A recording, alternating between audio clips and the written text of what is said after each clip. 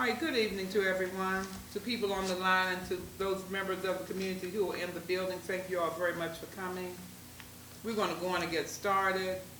We have 2 council members. I was waiting on a few more, but we don't have legislation until further on down the agenda. So I think that we could possibly go on and get started. To those members of the community, if you would like water, it's over in the corner. I have some mints, but I just did not have time to bring those up front this evening. So at least you can take a jab at a little bit of water, and we'll take it from there. I want to open up the meeting by saying good evening and welcome to the Town of Fairmount Heights Mayor and Town Council meeting for the month of August, the year 2022. Thank you all for coming.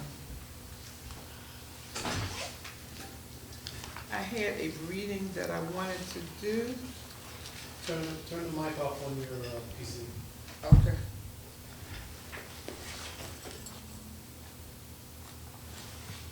Okay.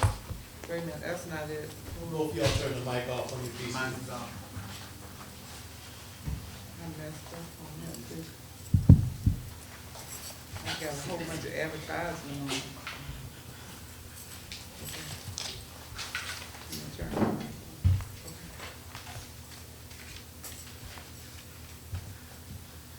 All right, thank you very much. All right, we're going to continue on down the agenda.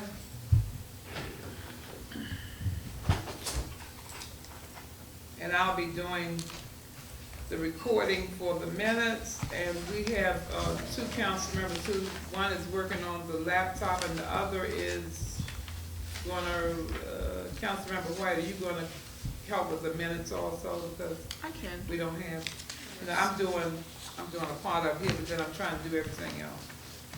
So the opening has been done. At this time, I will call the roll. Mayor Martin, present. Councilmember Waiters, Present.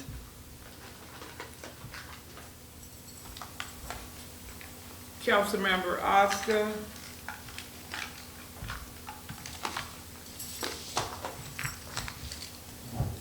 Councilmember White, Present. Councilmember Wood Dodson, Present. and Councilmember Stewart is online. She's out ill, but she is online. I see her. How are you doing, Councilmember Stewart? And I can't. Oh, she can't hear me. I'm so sorry. I hadn't unmuted myself. So I said, how are you doing, Councilmember Stewart? Oh, sweet. Wait a minute, I can't hear her. Okay. She's fine. Okay. All right, it's fine. All right. So, who else did we have? I think that's going to be it. All right. At this time, I would like to offer a moment of silence for our community and for the nation at large. If you all would please. Get your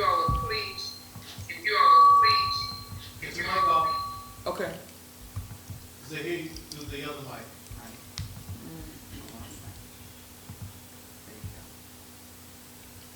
But am I muted? Oh, you hear me through this one? Yes. Okay, good. We Good. That's can't great. hear, I'll leave it alone because I didn't want to have people not being able to hear both from my end and from yours. So it's one of those things. Yeah. Okay. I have this open in the Zoom, so. Yes. Here, here. Yes. Okay. Great. All She right. couldn't hear Councilmember Stewart though. Yeah. You can hear? Okay. Okay. All right. All right. We're going to continue down. The roll call is finished, and Councilmember Oscar, I marked you present, ma'am. And at this point, we will do a moment of silence. If you all would please join me as we continue with a moment of silence. And in memory of those that we've lost to COVID and everything that's happening within our community and within our nation.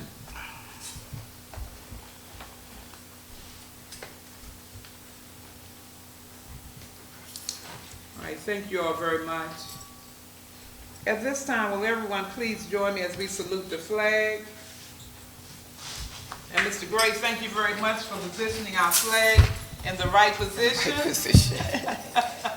Yes, would you join me? I pledge allegiance to the flag of the United States of America and to the republic for which it stands, one nation, under God, indivisible, with liberty and justice for all. Thank you very much. You may be seated.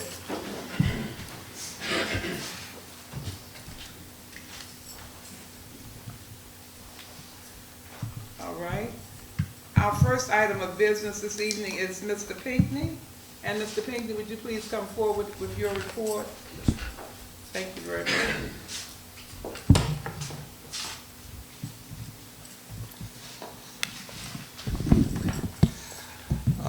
Here we go. Good evening to the Mayor Martin, Council, and the residents of Fairmount Heights, Maryland. This is my report for the period of July the 21st, 2022, till today, August the 17th, 2022. For this period, there were 12 civil citations issued totaling $7,250. Pending payments are awaiting further actions, i.e. court actions, court dates, and/or payments. Business licenses. For this period, we have issued 6 business licenses totaling $2,925. Rental licenses. For this period, we have issued 1 rental license totaling $100. Notice of action, a corrective action needed notices. If the council and mayor were looking at package, I included a corrective action notice. A lot of you all hear me talking about it, but you didn't know what it was. This is how I go about issuing my violations. So you can see, the first one is for sanitations. It's International Property Management Code, sanitation, accumulation of trash and debris, front, side, or the back. And then it tells you whether it's the unlawful condition of the property and the correction action that is required. The second one is weeds, plant growth in excess of 10 inches, front, back, and sides, and your unlawful conditions of the property. The next one is rodent harborage and infestation. The second one is the fourth one is accessory structures. That's detached garages, fences, and etc. The other is motor vehicles, unlawful condition, whether they're inoperable, unregistered, or abandoned. And the last one is premises identification. And I always take photos so I can send along with the citation of a before photo and an after. And number 2 is when I give them 72 hours to respond to this notice. Sometime with the mail, it takes them a little longer before they receive it, so I give them a little extended time. And then that last paragraph, in the last sentence, is failure to comply will result in a fine not to exceed $1,000 and a lien being placed against your property. So I just thought that was something that you could see. And you have the printout, the spreadsheet for the activities, the totals for this period for town citations for $7,250. We haven't collected anything.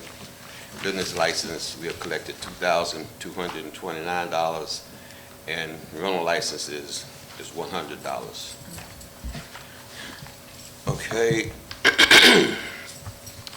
And for Public Works Department, they cut the overgrown vegetation at 707 58th Avenue, totaling $590. We placed 2 stop work orders, one at 1014 59th Avenue for a deck. It was a verbal stop work order. I saw them putting up the support. So I told him you would need a permit, so he immediately removed the wood and took the post down. And then at 5471 Addison Road, they were getting ready to put in a driveway. And they did a verbal stop work on that, and they removed the lumber that they was going to use to frame. And we have some citizens' complaint grass clippings coming into their yard from the neighbor's mower, portable restrooms in the yard, which was removed on August the 10th, 2022. Alley needs cleaning. The alley was cleaned by the Public Works on August the 8th, 2022. A tree fell on the resident shed at 5713 Josh Street from the town's alley. We now have 2 incidents where trees have fallen on resident shed in the town. Tremendous towing. This was a complaint coming from one of the residents on, I think on J Street. She didn't give her name, but she had to be in this area. She said tremendous towing is having bike racing at various times on Hunt Place. Large trucks have created a large pothole in the street. Parking vehicles on sidewalk. Concerns about oil, gasoline, and other liquids getting into the groundwater. I spoke with EPA National Response Center, and they gave me a case number 1343855. And if you look in your package, this is the correspondence I got back from EPA. The incident description was on August the 8th, soil and the ground. The suspect responsible party is tremendous towing, and the enterprise is a private enterprise.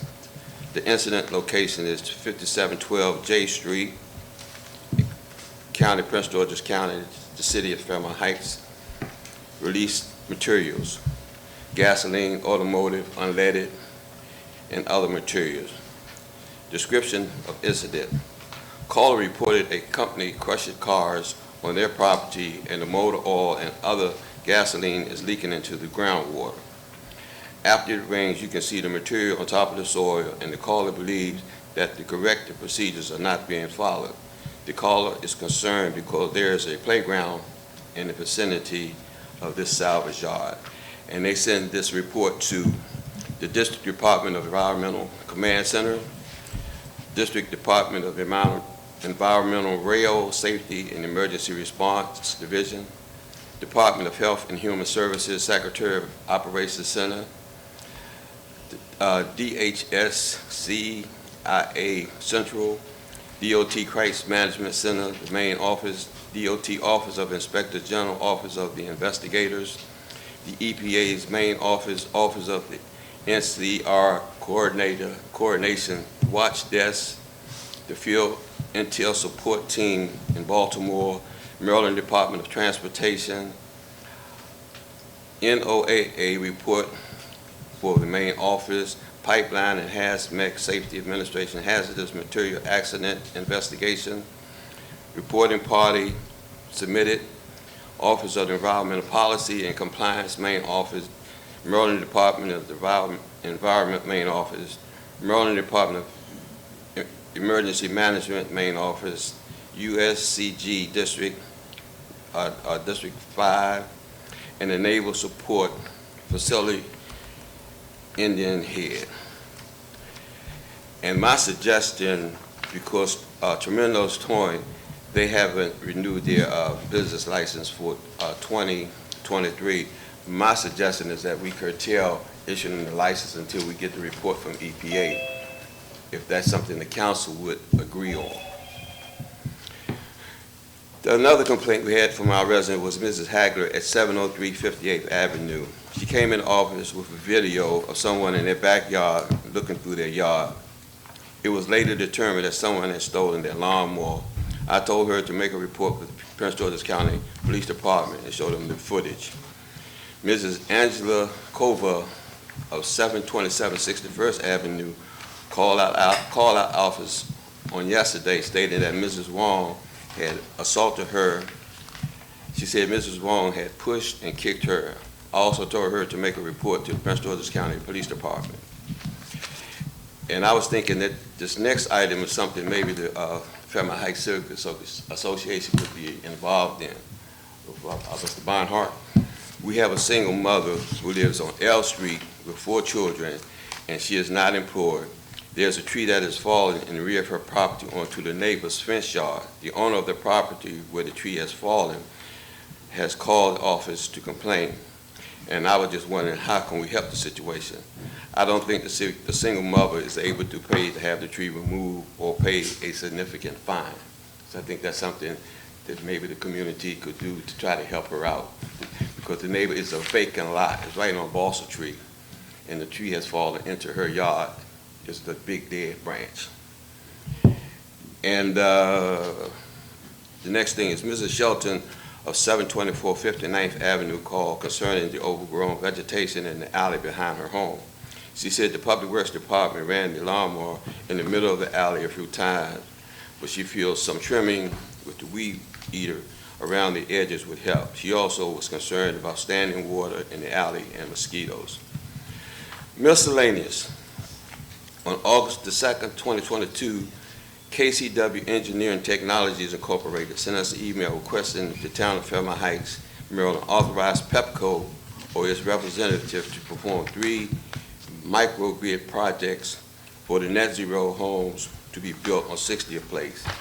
A, 60th Place feeder extension, 715 60th Place. 60th Place install 6 underground residential services. 60th Place install service to block box. Our office received the notice of final decision from the Board of Zoning Appeals for Mrs. Annie Wilder. They approved the variance for Mrs. Wilder of Fairmount Heights. She wanted a variance to construct a covered porch over her existing screen porch. So the Board of Appeal granted her that variance. On August the 16th, 2022, our office at the owner of 708 59th Avenue, Skin in the Game, a letter letting them know that they owe that they owe the property. Excuse me. They owe the town of Fairmount Heights. Excuse me, $800 for vacant building registration, and if they fail to comply, a tax lien will be placed against the property for $1,000.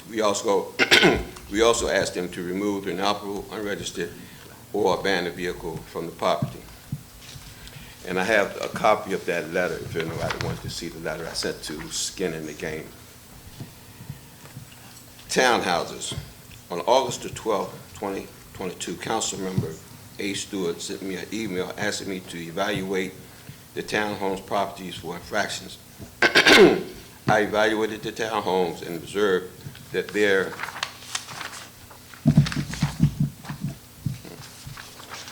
were 1 unregistered or abandoned vehicle parked at 5509 K Street, and 1 unregistered or abandoned vehicle parked at 5519 K, and 1 unregistered or abandoned vehicle parked in the common area, which has been stickered. Mrs. Holcomb, the resident of 5519 and the owner of the vehicle park in the common area, called today and asked me to ask the mayor and the council for a little more time to remove this vehicle. She stated that she is trying to sell the vehicle parked in the common area, but she has to wait until the vehicle is paid off before she can receive the title. Mrs. Holcomb stated that the vehicle parked in her driveway belongs to her late husband and she cannot find the title. Therefore, if it is told, she doesn't have a problem with that.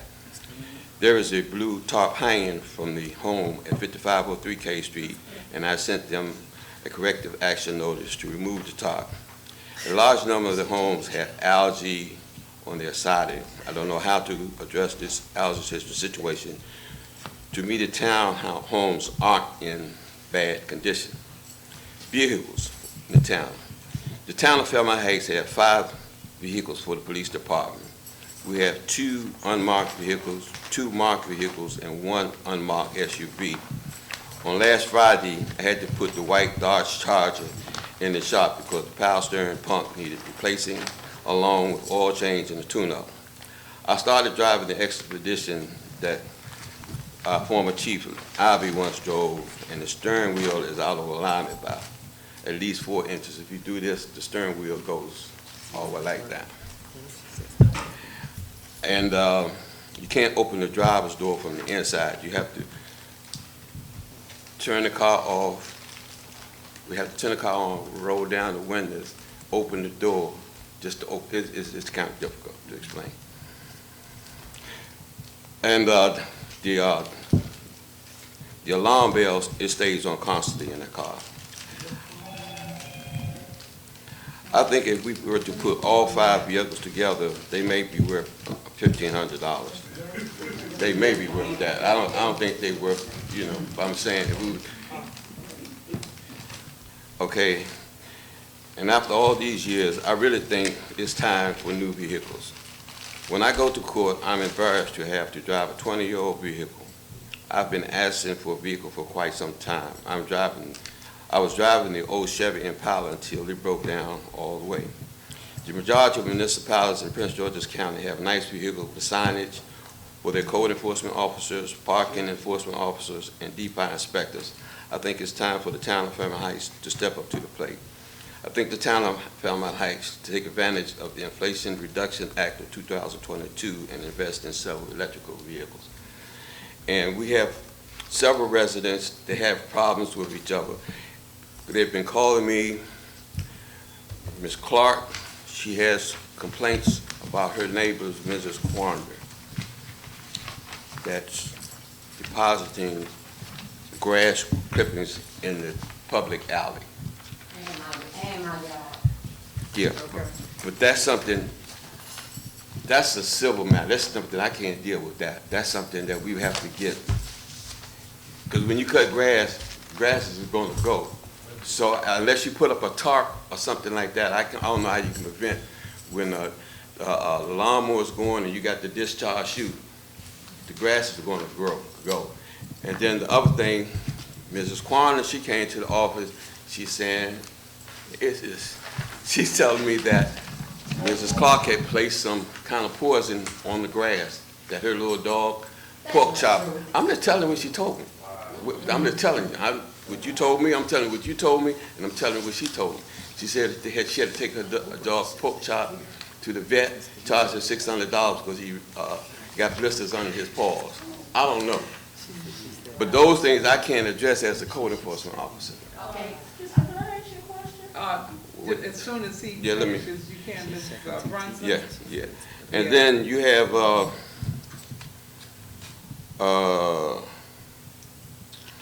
Mrs. Winnington and Mrs. Favaloa. They have problems because Mrs. Winnington, she had a porta-john out in the yard. And then the neighbor, she was smelling the odors from the porta-john. So they went back and forth, so that they finally moved the porta-john after we called Depot to go out there to give them a citation or to help with the situation. They moved it. And Councilmember Dawson, she's concerned about the standing water from Dr. Skinner's house. I sent him a letter, and I have the pictures that you had. The pictures that you sent me showed the standing water. When I went yesterday, that whole area was dried up. So it probably happened last week when we had the heavy rain like today. Mr. Robertson moved it like he cuts the grass and everything else after you called Mr. Skinner. Okay. That's when I put those under the door. Yeah. For That's- Ms. Tucker to give you. The And I got 'em standing yesterday. water isn't just the issue. Okay. There are the wrap on the house, the car on the grass. Yeah, that's and I addressed that in my. understand. I heard you say you addressed it now, Yeah. but this problem has been standing for over Okay, 13 when I talked to years. when I talked to Dr. Skinner, the ordinance says that you can have a car covered, but it can't be on the Right. unpaved surface. So when I talked to Dr. Skinner on Friday, he said what he's going to do is get a rope and pull the car to the front of the house, so it'll be an eyesore and it'll be on concrete. It's fine. Okay. But my question is, I had to remove my car just like other people, even on the paved stone that's in my driveway. So I don't have a problem with Mr. Skinner per se. If I received one of these and you tell for the picture of my gutter, because I didn't have a problem so much with Mr. Skinner as you for following through. Even when this was removed, this is given to me in the month of May. And Mr. Skinner is just being reprimanded for the water, the wrap, the car, and everything after 14 years. So With him, I don't have a problem. But okay, that's it. That's But I'm not saying, when I talked to I Dr. brought it Skinner, in. he said that when he comes to see you, you said it's me, and it's I not don't you. even see, I couldn't tell Okay, you the I'm not last gonna get time. into, That's I'm not gonna back get and into that. forth. Okay, You well, had excuse me private right here, you all, conversations, and I Mrs. don't Yeah, think- that'll be great, we Okay. can't at this point, yeah, we can, as soon as you finish, Mr. Pinckney, then, if you have, I know there's one other person, Mrs. Brunson, that has something, as soon as you finish, Mr. Pinckney. And that's We can sort of- basically my report for that period. Okay, Yes, all ma'am. right, well, thank you very much for moving forward on those items, Mr. Pinckney, and for this extensive report. At this time, I'll get Ms. Brunson first, and then Mrs. Clark, and I think that's gonna be it, because Okay. actually, I don't wanna get too deep into all of the commentary until we get to citizen participation. We have a lot of things to cover tonight, we have a couple of ordinances to get done, and we wanna get those finished, so if, I need to get, did you have something No, pressing before? Councilmember, Stewart is, her hand's up. Okay, all right. Okay, Councilmember Stewart. I can't hear her. Hold at up all. a second. Turn your mic off, Madam Mayor. Councilmember Stewart.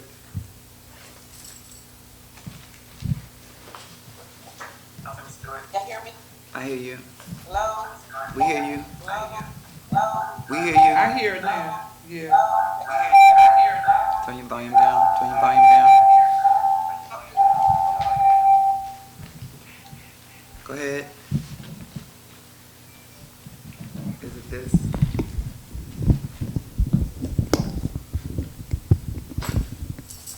We hear you. We hear you. The lady asked for an extension on the vehicle. How long has the vehicle been parked there? You need to mute.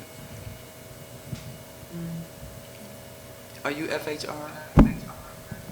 Sir? She was asking how long was the extension? Yes. Well, he said how for long have the cars been parked there previous to you giving? I don't know when her husband died. She said the car in front of her driveway has been there since he died. And the car in the, I think it's the Escape, she said she was in the process of paying it off. She owes like 2 more payments on it, and it'll be paid off by the end of September. And the car in the driveway, she said she can move that out within the next couple of days. Did she hear me? Let me ask. Did you? Did you hear? She heard me? Okay.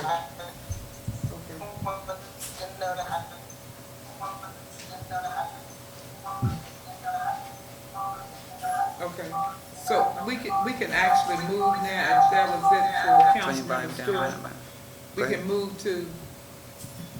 can move to the citizen question, and Yes, that ma'am. was Ms. Brunson and then Mrs. Clark, if you all could, if you have a question for Mr. Pinckney while he's here. Yes, I do. Yes, ma'am. I'm Cynthia Brunson, and I live 610. I talked to you a couple times last year about the property 608. You talking about Reverend Mines, Dr. Mines? Now, listen to you reading off all that stuff about all these things in people's yards and complaints. Mhm. This is my second year. Mhm. So why haven't you came up there to do anything with the... Because when I looked at the grass the other day, it looked like the front of the grass had been cut. Excuse me? I'm just telling you, when I looked at it, I ride to town every day. Look, I'm sorry. They cut the yard in the front in a square. You didn't look because all against the fence, coming around the fence, the weeds is coming up on the fence. Mhm. Inside of the driveway, it was a little fence there. Mhm. It's covered with weeds. So when they cut the grass, they do not cut the grass. Okay, And the back, it's a mess. okay.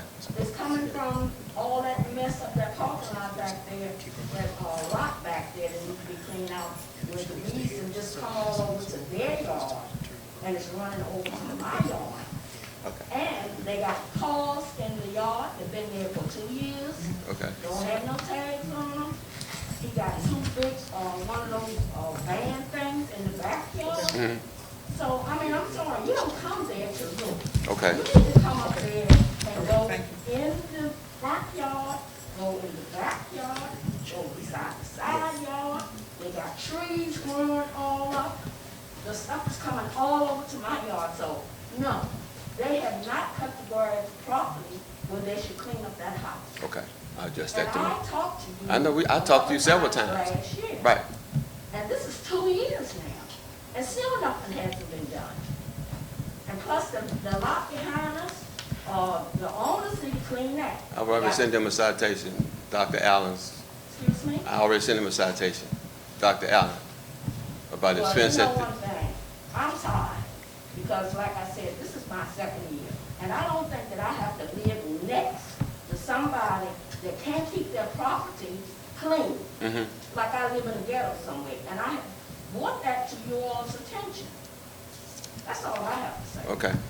All right, thank you. Ms. Ms. Clark. Johnson. Okay. Yes, what I wanna say about the neighbors is there's a 20-foot alley between our properties, and he's purposely going up and down the alley, blowing the grass clippings into my yard. Now, I spoke to Mr. Rooney, letter 2 years ago, and she said she was gonna have Public Works cut that out. But they have not cut that alley in several years. So I'm not in Public supervisor of Works not Public gonna Works. do their job? I'm not in charge of Public Works. I'm not their supervisor. I work with them, but I'm not their supervisor. Mr. Roomy tells them what to do.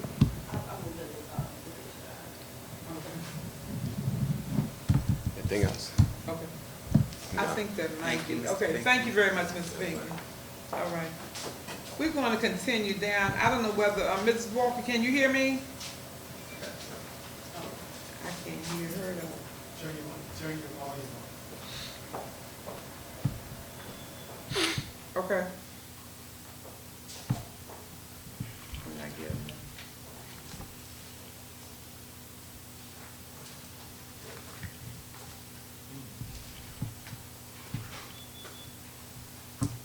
I'm not getting any volume from her.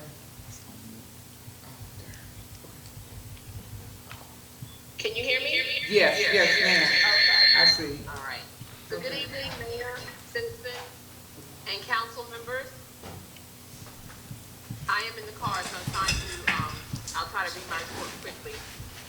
So I'm reporting for the month of July. We're 1 month into the year. Don't have a lot of activity that has happened thus far. So our total revenue, for general revenue, which includes our property taxes, our building permits, and business licenses, we have $26,736.73. Our government transfers, which includes income tax as well as highway users, $14,491.60. Other revenue, which we received $300 from parking and $1,000 from codes and fines. Under expenses, our administration, put this phone, hold on, I gotta turn the page. For administration, our total expenses for July, $30,374. That includes salaries for the administrative department, our professional fees, as well as our insurance. For legislative, which is the mayor and council, our total for July was $4,986. Municipal, which covers the upkeep of the municipal building, our utilities, the total was $3,099. Public safety, $7,591. As you know, that department right now is not fully staffed. Public works, our total is $21,464. That includes our staff of public works as well as supplies that are used by public works. It also includes our street lights as well. And then under citizen events, $1,000. So as I said, we're only 1 month into the year. We have not had a lot of activity. We are able to meet our expenses because we did have a surplus from last year. I would like to highlight that we do still need to make the transfer for the highway user. There's money in the operating account that we do need to transfer to the highway user account, as well as we do need to have a special account, a separate account open for the ARPA funds. During the scholarship, there was a question regarding the availability of funds for scholarship, and as I shared at that meeting, you do have, Mayor, I'm sorry. Waiters, you asked me if a single or the ARPA, did you receive that report? Can you bottom down a little bit, Madam Mayor? Yes. Can you hear me? You got it? Yes, ma'am. Did you receive it? Yes. Okay. All right. I just want to make sure that you had it for tonight's meeting. Yes. Okay. All right. So those are the main things that I wanted to highlight, Mayor Martin, and then I just remind the council that we do have a couple, I'm sorry, I'm losing my train of thought. We do have 3 bids, the speed humps, the tree removal, and the alley cleaning that we do need to have on the agenda for September so that we can award those contracts. We have had one citizen that has cleaned a portion of the alley to the rear of their property. So we want to make sure that we address all the alleys as well as the tree situation. Mr. Pinckney has reported that we have had a tree that fell from the alley onto a resident's shed. So we are trying to get that situation resolved. Those are the main things I wanted to report on this evening. Mayor, you asked us to keep our report short because you said you had a lot on the agenda. So those are things I wanted to highlight for tonight. Okay. All right, well, thank you very much, Mrs. Walker. On the items that are needed for the transfers from Bank of America, I just need the total amounts that need to be transferred, and I'll contact Mrs. Glover and have her to start that process. I've told her that we have 2. Okay. I'll send it to you again, Mayor Martin. I've shared that with you. I'll send it back to you again. Yes, please do. You can send it to me by email. Okay. All right. I will. Okay. Right, Thank you. Take care. Okay. All right. Mrs. Sarumi, did you come forward with your report?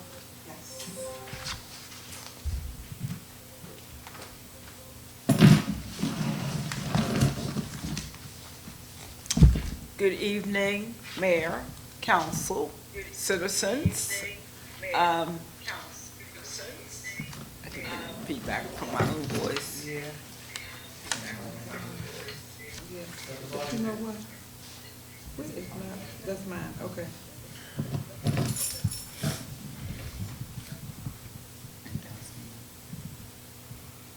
It should be okay. We still got feedback. Make sure your mic is on. Okay. All right, now, is that okay? It's still, I hear a little bit. Okay. Yeah. Okay. Okay. My report is for the period July 19th, 2022 to August 15th, 2022. Again, action, a reminder to the Mayor and Council that the request to renew the franchise agreement with Verizon is closely approaching. We have not yet heard anything back from Ms. Ferguson yet as to the state of the negotiations. However, I'm sure we will continue our franchise agreement. Prince George's County Summer Youth Employment Program for 2022. Summer Youth through the Prince George's County Youth Enrichment Program began work on July 5th and 7th. The following students worked during the summer: Deami Harper, Malik Tate, and Jaquan Phoenix. The Summer Youth Program ended on August 12, 2022, and I provided the students with pizza and other refreshments. For the period, I truly wish to thank Mr. Pinckney, Mr. Lonnie Whitfield, and Ms. Tucker for mentoring our students. I can cite many examples of the impact that we've had on their lives, especially on on Malik Tate. He came with one style and he left with a neat haircut and preparing himself to join the military. I'm really proud. Let's give them some applause. Yes, I'm very proud Thank of you. Malik. And that also goes to Mrs. Tucker, Mr. Pinckney, and to you, Mr. Room, for helping them along the way. Yes, Thank you. Yes. yeah, it was certainly a pleasure for me. Okay, this is a reminder, updating Verizon Channel 11. To place the information on the channel, again, please send your Word documents or JPEG, state, federal, or external information to the channel to be placed on the website. I know Councilmember White will be working with us to delete any outdated or old information from the channel, and I want to thank you for that. Also, Councilmember White, I want to thank you. And I said in my report that we added you as a back-end user, and what that means is she has access to the website. I noticed on the front page tonight's hearing. Well, I refer to it as a hearing, but we're getting citizen input tonight, and thank you for putting that on there. Okay, job announcements. The position of laborer for the Department of Public Works was filled. Our new employee is Roland Plater. Mr. Plater joined the workforce on July 22nd, 2022. The search for the police chief continued during this period. Council member Stewart and citizen Barbara Webb joined the interview panel. On August 11th, the panel interviewed 4 applicants, and one other withdrew his application for a few hours prior to the scheduled interview.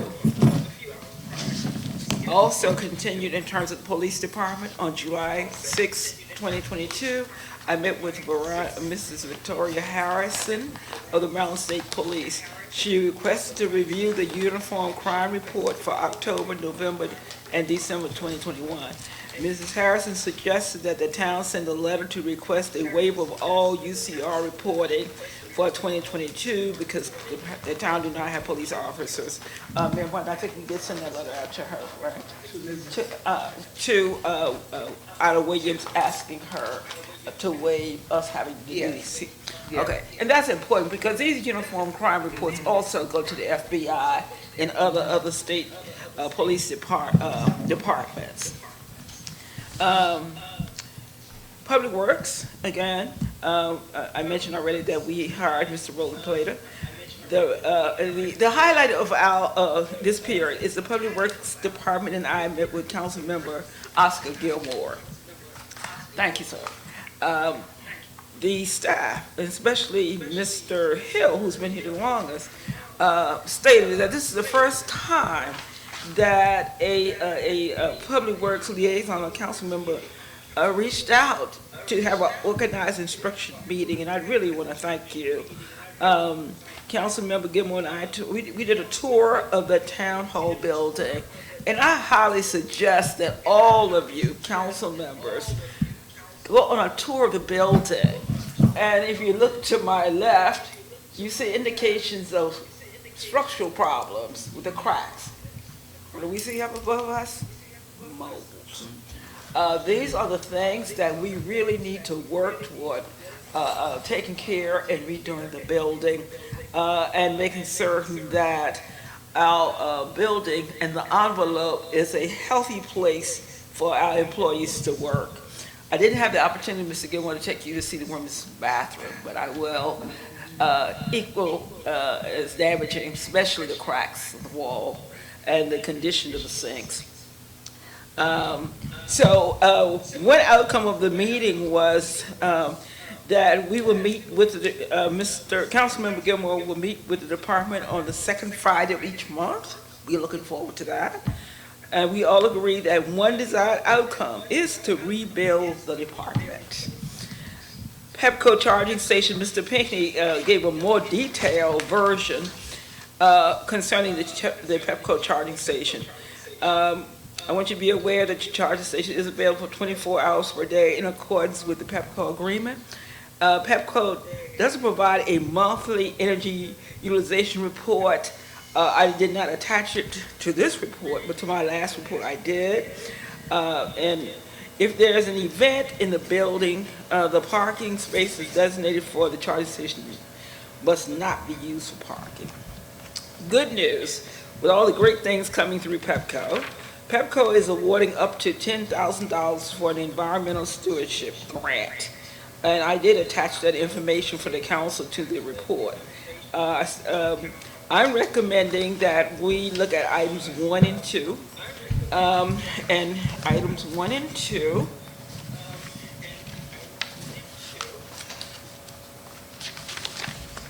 Okay, 1, eligible project, improving applicant-owned open space such as meadows, woodlands, and riparian buffers. The riparian buffers would be trees, shrubbery, fence, anything separating a path or a stream. And the second would be making capital improvements for passive recreation, such as installing trails, boardwalks, community gardens, informational kiosks, and observation platforms. I think we talk about the American Rescue funding and having an informational kiosk throughout the town would really help. Especially if you go to the ravine is ready and open and should be used by the school system and the Board of Education. It names all of the plants that are common to this area, and also the importance of those plants. So that's my recommendation. So I am working on this grant already. Of course, I would need to have final approval from the mayor and council before I submit the grant. The update on the net zero housing. HIP is offering special services and counseling for town residents in need of home repair. This is part of a $650,000 funding through the Maryland Department of Housing, and we have targeted the families living in the townhouses. I heard some feedback and comments from Mr. Pinckney concerning code violations at the townhouses, but there's funds available to help them to put in new roofs. I see a lot of the townhouses down there, they have window, air conditioning units. Some of them need siding. Mr. Pinckney talked about the problem with mold. Mold mediation would qualify, but we have $650,000 available, and this is not new. This has been available for a couple of years. I can't beg people to use the money. So we've had, I think, 2 or 3 people who have applied funds. And you have to understand, this is a grant. Of course, there are conditions to you getting a grant. You must live in a house for, I think, 5-year period after you receive the grant. You must not try to get the grant and sell your house for a profit. So there are stipulations to you receiving the grant.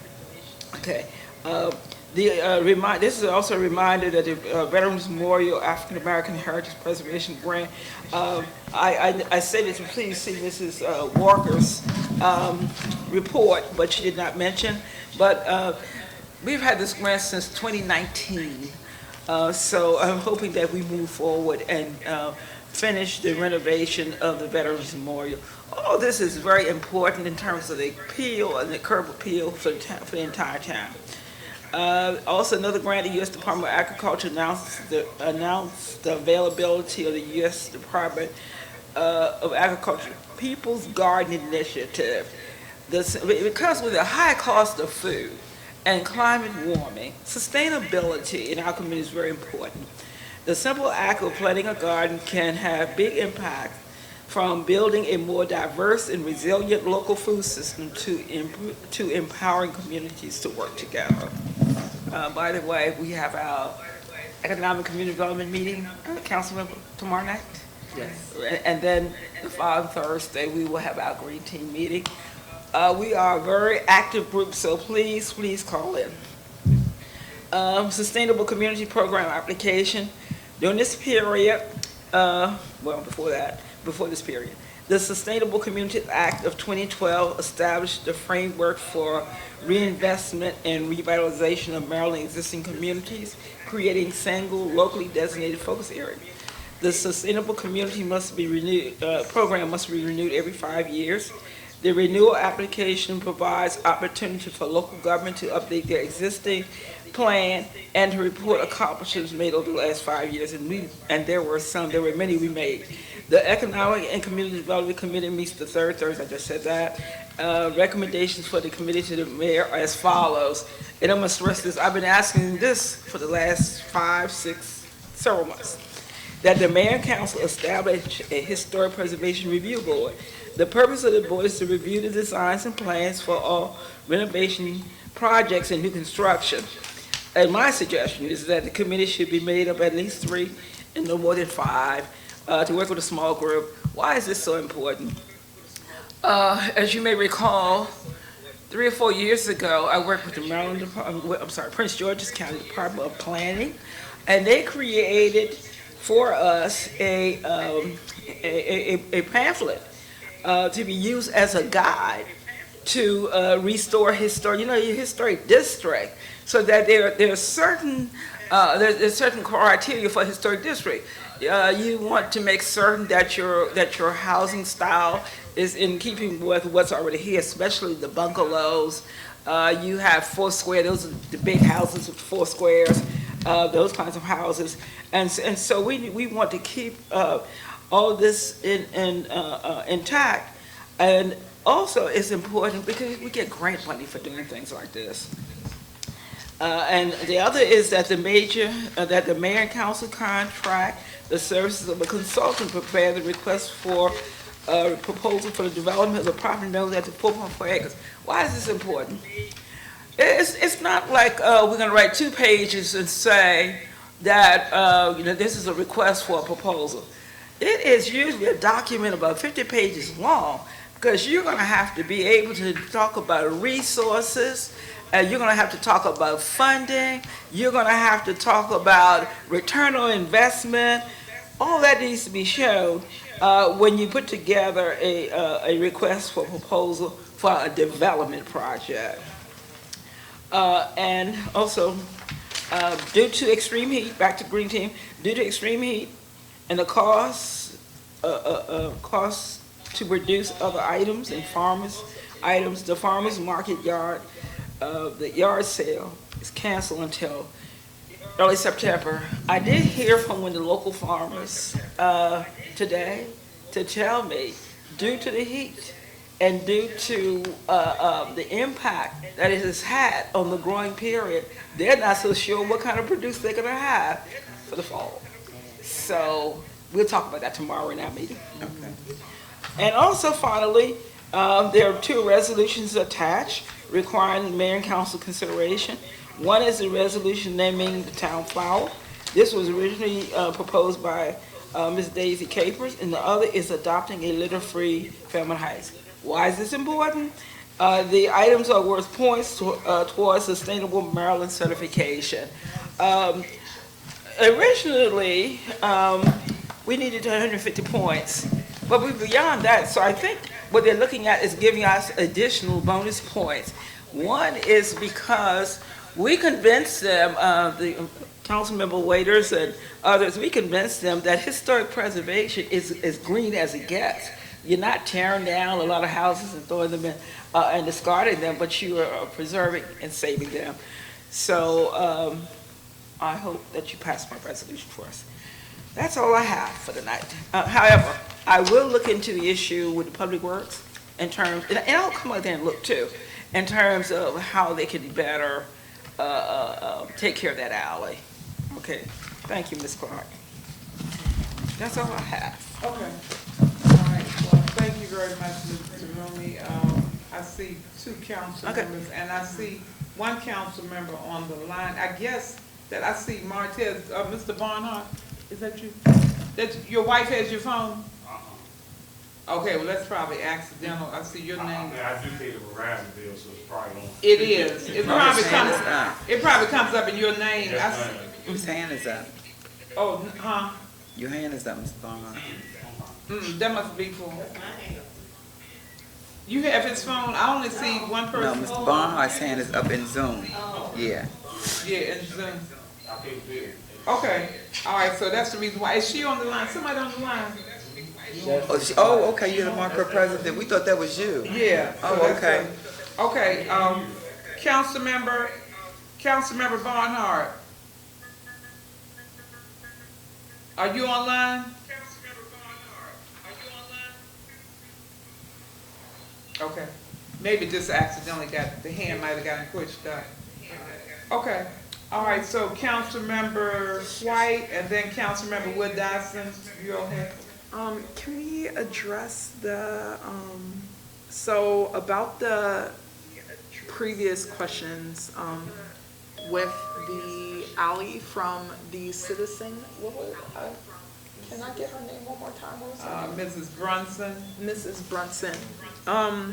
Has anything been done about, because the thing is, so riding around the town, there are a lot of overgrown, trees, bushes. I almost got sideswiped last week, coming out of my street because of the overgrown grass and shrubbery. So in terms of that, are you actively driving around? Absolutely, positively, yes, daily and sometimes twice a day, depending upon the complaint that I may receive in terms of the alleys, looking at the alleys. And not only do I drive around to look at the conditions, I drive around to look at the resources that I may be able to use as leverage to help satisfy some of those conditions. So a lot of things that you really see in the town, they're not actually trees. They are invasive weeds that have grown to the size of trees. Weeds turn into trees, and they shouldn't turn into trees at this point. Because they haven't been cut down. So that's something that's something that we will work diligently on to go through to clean up the alleys and how we gonna clean them up. I understand that. Not only alleys, we also have obstruction of public walkways concerning sidewalks. And I bring this to your attention because today there is a mother on 59th Street and she walks her baby with her stroller. The trees on K Street are completely obstructing the walkway, the public walkway, to the point where she had to take her baby in her stroller into the street. What street is this? K Street. K Street, between 59th and K. 59. Okay, and along that line, the other thing that I've been looking at, and I'm working with Mac on, is that we talked about this in our meeting with Mr. Oscar, is that you have all this grass growing up through the cracks, which is definitely a trip hazard. Plus, it causes the concrete. These are trees over falling in. I can show you a picture. Yeah, well, you don't have to. I probably know where they are. All Okay, right. so anyway, what I need to work toward is getting with Public Works and probably with Mrs. Walker as to how we can quickly get those removed. I think, Mayor Martin, I thought that Mr. Pinkley and Mrs. Walker went through the alleys already and identified all the trees. These are not alleys. You know, what has happened also. I know in is the that alleys, yes. We have not only that, we have so many additional trees that have really begun to overgrow because of the fact that we've had so much rain and bad weather. So I've even noticed myself, there are 2 or 3 additional ones that are not even on that original list. You remember the trees were marked with an X. Right, a red X. Red X. Now by now, those same trees, they're there, and then we have additional ones. Right, and in addition to that, one of the other problems that you have with the town is you have a high water table. So what happens is as the water table rises, those roots are no longer anchored. So that's why you have a lot of trees that are just falling over because the ground is saturated. Well, these aren't really, so I'm looking at trees that are, the roots, I mean, there are some oversaturated tree roots in the neighborhood, but this is really something that comes from long-term heavy winter climate exposure.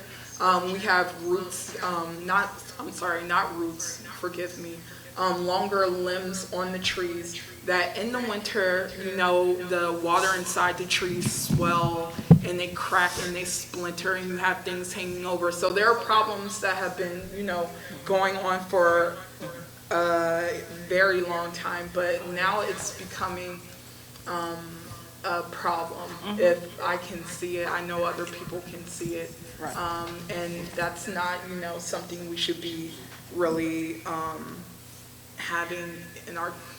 Well, okay, I will make this a focus area with Mr. Pinckney, Mayor Martin, and with Ms. Walker. I truly will, and I'll give you a report, an interim report prior to your next meeting. Okay. Mrs. Okay, yeah. No, Ms. Wood Dodson, then we have people on the line, Ms. White. Is this is for Mr. Rumi? Okay, hold on, because I'm trying to get some order into it. So as soon as you get Ms. Dodson, and then I see Ms. Barnhart is on here, Ms. Stewart is on here. So like I have to do the council members first, and then I'll come to you. Okay. So, okay, that's you, Councilmember Dodson, then you, Councilmember Barnhart, then Councilmember Stewart, and then Ms. White.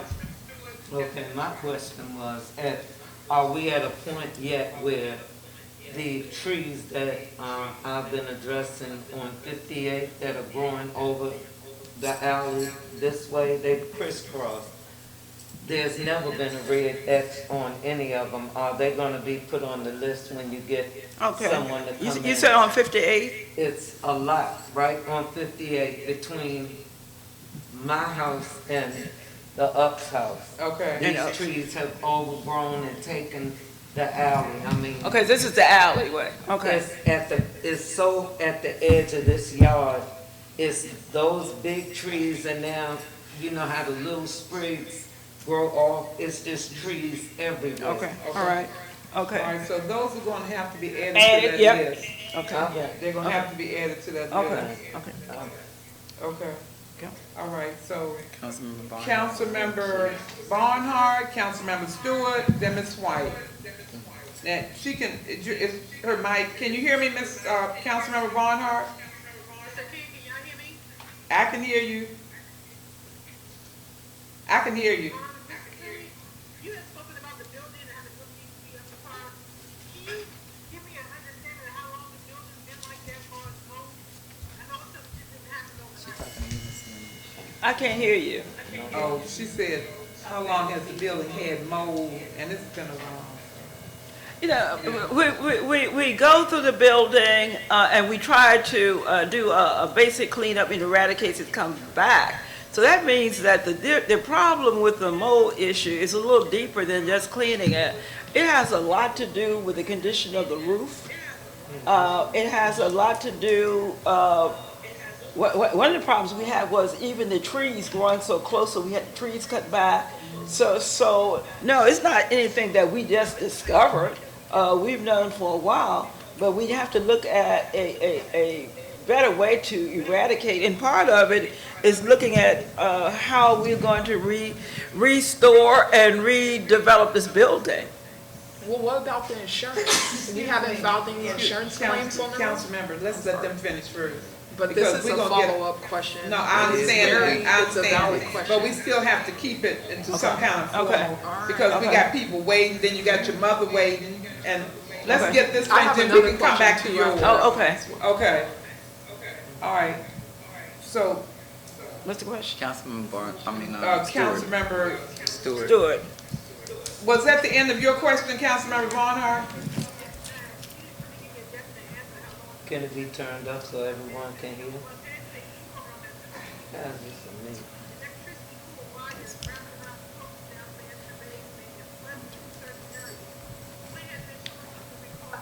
Notified of something going on in the facility while we waiting until now to try to come up with something to do with, take care of it, but it's program. Recording in progress. How long has the roof been? The roof hasn't been, we have a new roof, we have a new roof. It just stopped 2 years. Okay. One of the improvements we did put in a new roof. But we didn't replace it. That's probably been about Two. 5, no, it's been longer than that. It's probably been 5 years. It's been a good little while. I'll look it up and, Yeah, but it's new, and it has, the roof has a warranty on it, so, yeah. But we didn't replace the tile. We Huh? haven't replaced the tile. The tiles have not been replaced. Okay.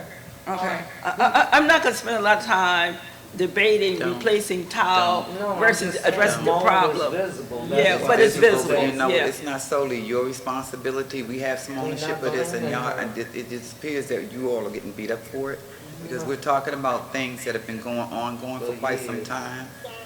But it's up to us to prioritize. And when we're talking about this, listen, this is my comment. I know I'm out of order for a minute, but these trees, the list keeps growing. The list keeps growing, and they're trying to prioritize. So it's this one over there and this one over there. It's all of them.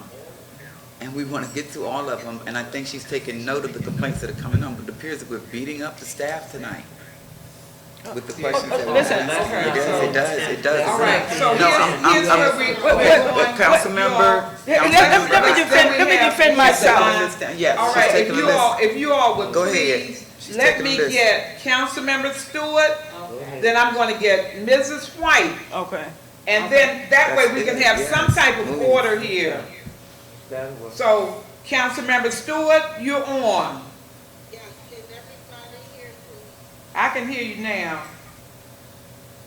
Okay, so Mr. Rooney, you had your public works department for a mattress either on the empty lot, 9th or 60th Avenue. Because it was my attention that the property had affected that mattress. Can we get Public Works to go pick that mattress up and get that area cleaned up? Okay, we can What'd do she that. say? We can do that. Yeah. Okay, what part of, Whoever that you volume know down there has to exactly come what down. part of 59th It is has to come on? down. But they can find it, I'm quite sure. Yeah. Okay. All right.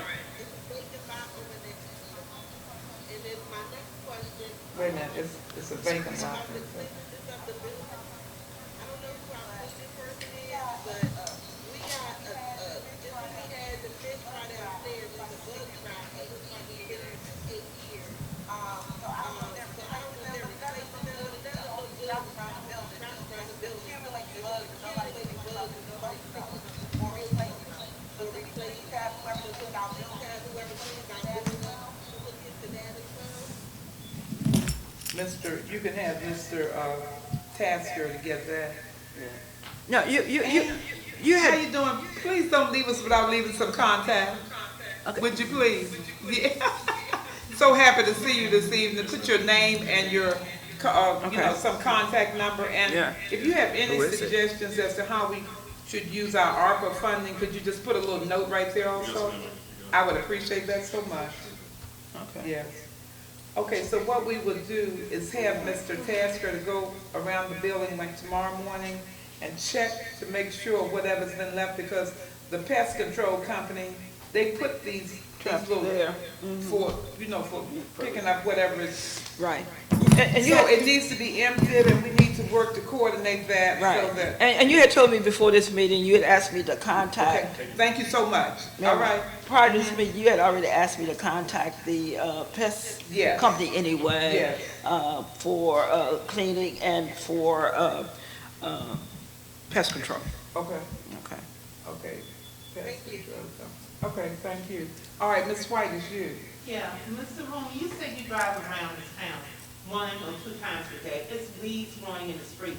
Why are the citizens calling the Citizens Association for this matter when they're almost getting an accident? I'm not even talking about Vermont. I'm talking about for 59th and Eastern Avenue. People can't get out the street. The tree is hanging almost. 59th and, Eastern Avenue, but these are major roadways. It seems like you will know this, and when citizens try to call you, they can't get in touch with you. You're not here.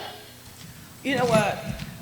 Citizens get in touch with me all the time. I also leave and have available, you can reach me on my cell phone. Because I'm not here. You know, you forget I'm part-time. I'm not here. And I also have my, I think on my card, you can reach me on my cell But phone. the citizens can't reach you. Right. If they come to this town hall, you're not here in the middle of the day. If they call here, even up to 2 o'clock in the afternoon, you're not here. They can't find you. No one sees you driving around town. These are major streets out Okay. on Addison Road. Okay. You go there today, look up and down Addison Road. It's not even trees. It's weeds that grow in the middle of Addison Road. that needs to be cut. I'm telling you, I've been giving out Mac's number for Mac to run around and try to cut these areas to keep from. Well, give her my number. My number is, I have your cell phone. right, you have my number? But when people come here, you have got to listen. Listen to these citizens, you've got to do it. Mm-hmm. You've got to do it. Okay, That's all I have to okay, say. all right. All right. Okay. Okay, thank you. Thank you, Ms. White, and thank you, Mr. Rooman. Now, I think that was it for, we covered that part. We Miss, covered the lines, and, Miss comment.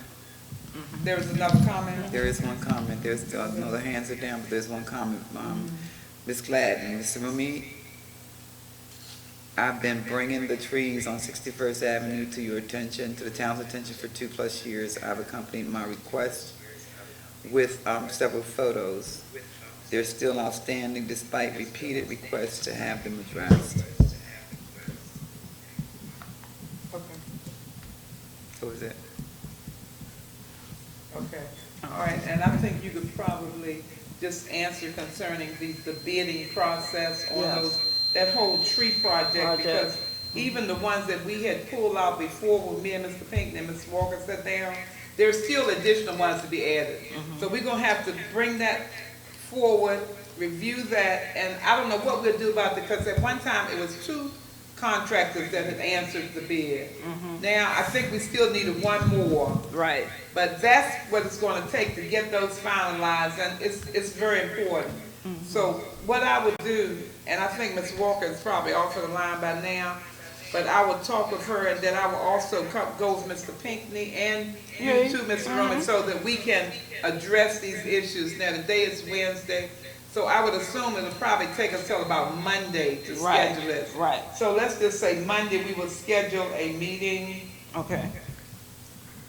and it'll be a daytime meeting concerning the issues that have come forward from this meeting.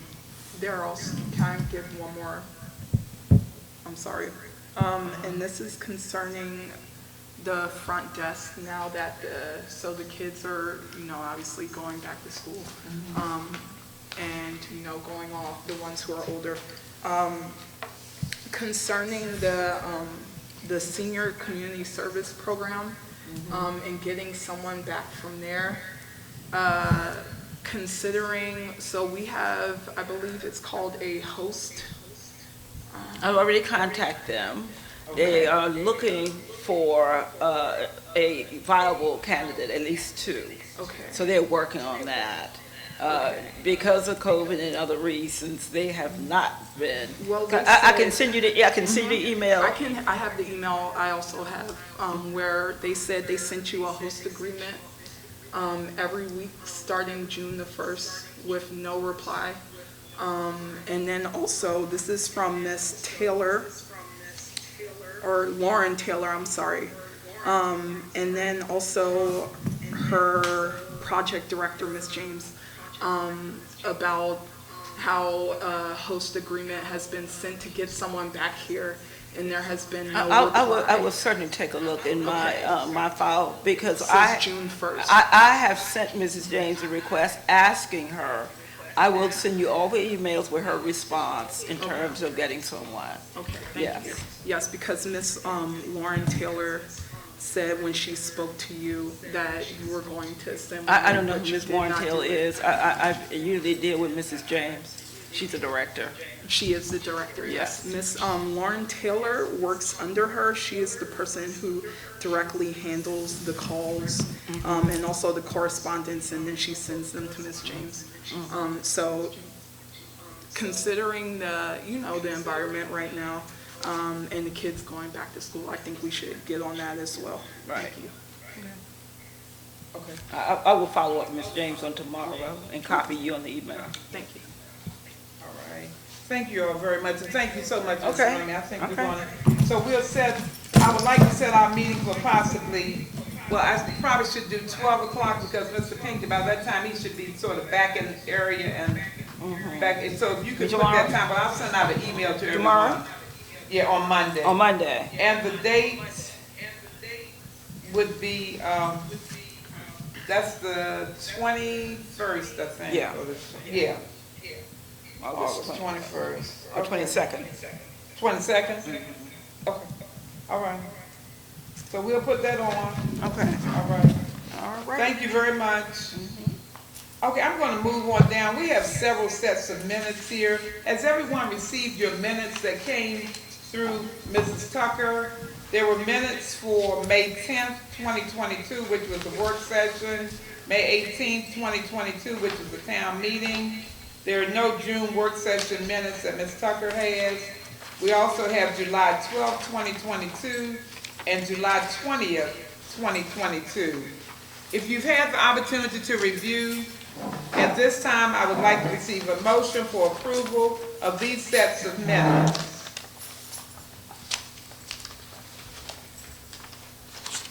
Is that a question? Yes, I would like a motion if you've had the opportunity to review. So moved. Should I call your dates out again? I'll make, Yes, would you just call off the motion for the, let me get them into the first one section. For the meeting, month of May, work session, May 10th, Tuesday, May 10th, 2022, town meeting, May the 18th, Wednesday, May the 18th, 2022. In the month of July, the work session, Tuesday, July the 12th, 2022, and the town meeting, July the 20th, 2022, considering all those voting have read the minutes. That's my motion. Can I get a second on that? Second that motion. Okay. Thank you very much. It's been properly moved and seconded that we approve the minutes for May 10th, 2022, May 18th, 2022, July 12th, 2022, and July 20th, 2022. Are there any questions on the motion? If there are no questions, I will call the roll.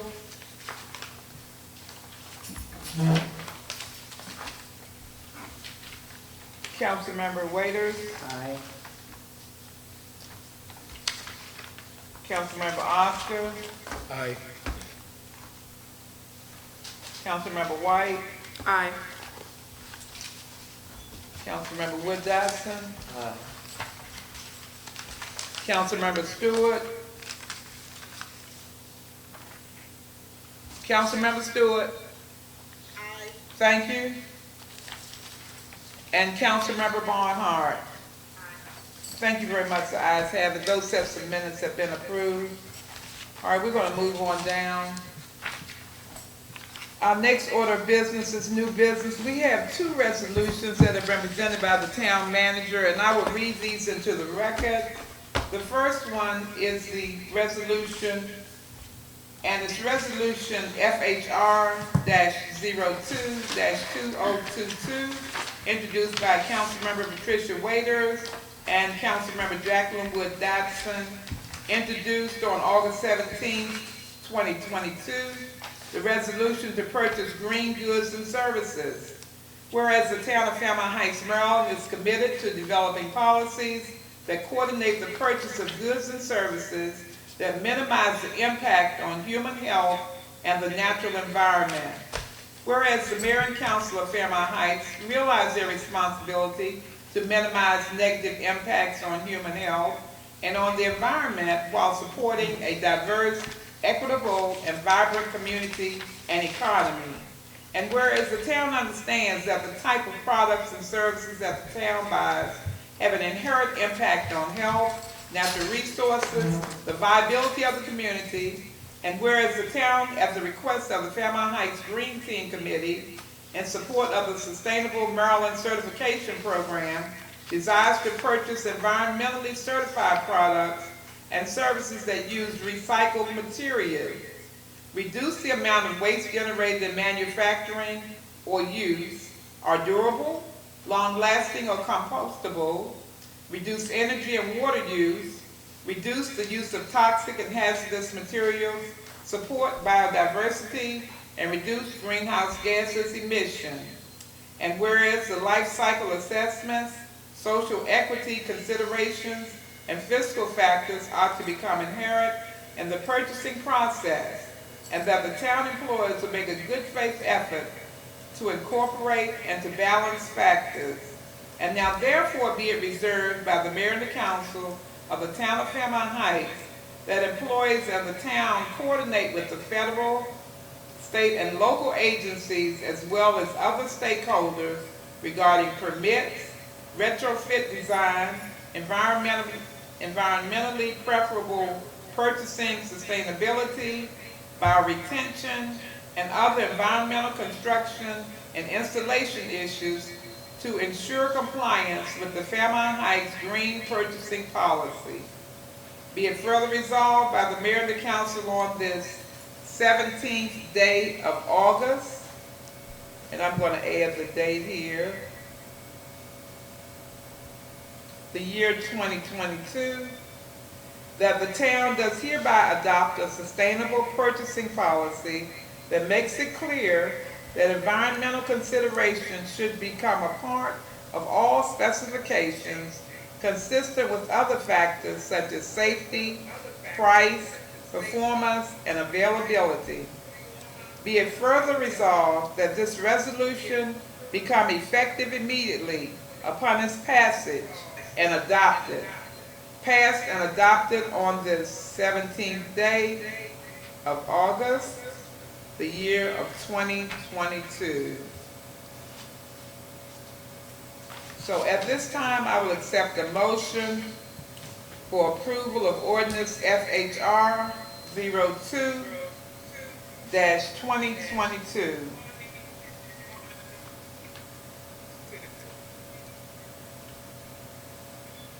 I will accept the motion Be the one that for always approval of this speaks. ordinance. Okay, I make a motion that we move to approve resolution number FHR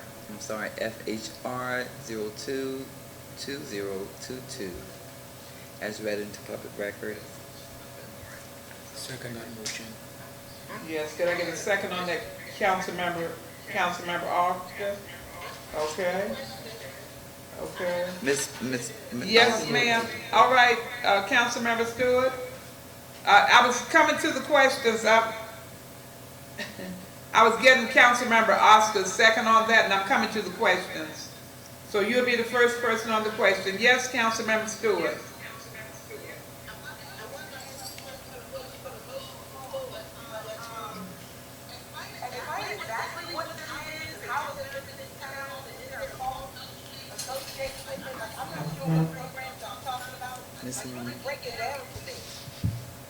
Okay, I will let Mrs.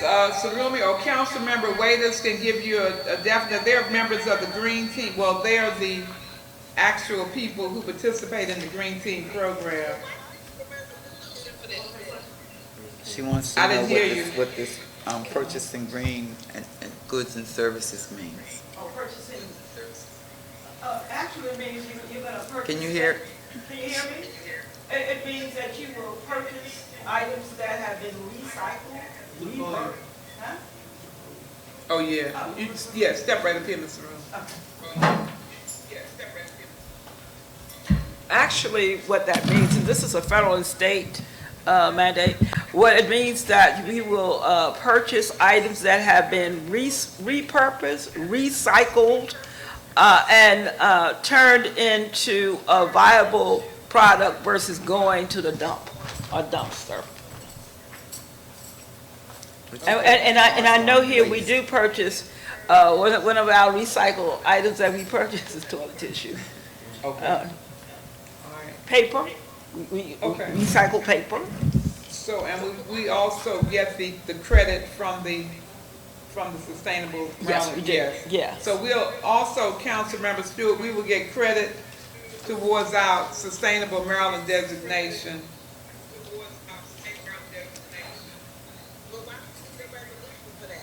To make it official. Yes. To make it official. Yes.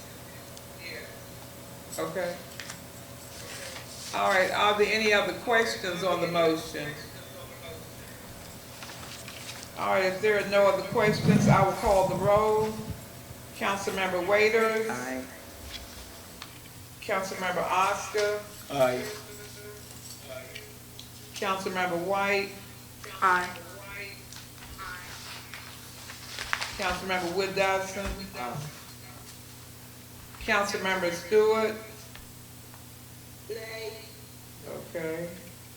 All right, Councilmember Barnhart. Is Councilmember Barnhart still there? He's there, but Still here. Uh-huh. I have a question as well. Is this being sold to the community or being given? No, it's not about that. It's actually about a service, and it's going to give us points for our Sustainable Maryland, but not only that, it just puts us out there to put it on the official record that we will purchase green goods and services. The majority of the communities, municipalities already have this in place. And the state. Yeah, they have it in place. It's just a formality.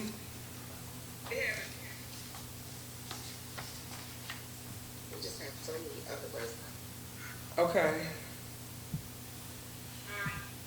Okay, thank you. And the mayor says aye. All right, the ayes have it. There was one nay, any abstentions? Okay, so the ordinance passes. So I'm gonna start off with the signature here, and I'm gonna pass it around for everyone to sign. Councilmember, thank you. Okay, I'm gonna do the next one. This next resolution is Resolution FHR 03-2022. Make sure I get this recorded.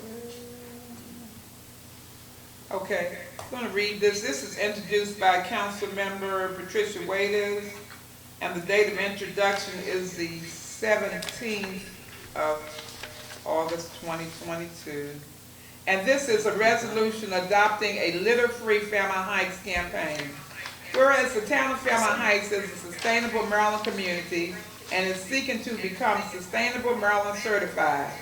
And whereas the town has created a green team, and whereas the green team is partnering with the Anacostia Watershed Society and other stakeholders to implement a watershed stewardship program that will focus on pollution prevention, provide voluntary opportunities for citizens, and provide incentives on private-owned land within the town.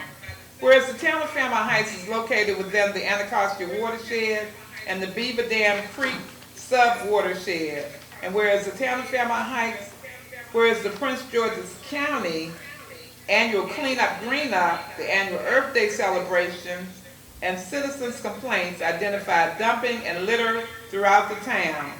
Whereas the town's Public Works Department, the Code Enforcement Officer, and the town manager have also identified litter, trash, and dumping throughout the town. Now therefore be it resolved that the town adopts a litter-free Fairmount Heights campaign. Be it further resolved that the mayor and the council of the town of Fairmount Heights is committed to taking the necessary steps to ensure that historic Fairmount Heights is litter-free and that the town takes the necessary steps to protect the Anacostia watershed and the Beaver Dam sub-watershed and the Nash Run tributary. This resolution is adopted by the Council of Fairmount Heights on this 17th day of August, the year 2022. At this time, I will accept a motion for approval of resolution FHR 03-2022. I make a motion that we approve resolution number FHR 03-2022. All right. Can I get a second on that? Second that motion. Okay. All right, are there any questions on the motion? I have a question. Okay. Would this would this involve, because the main point of it, and please correct me for clarity, so it's the watershed stewardship, correct? Can anyone answer that? I'm not understanding your question.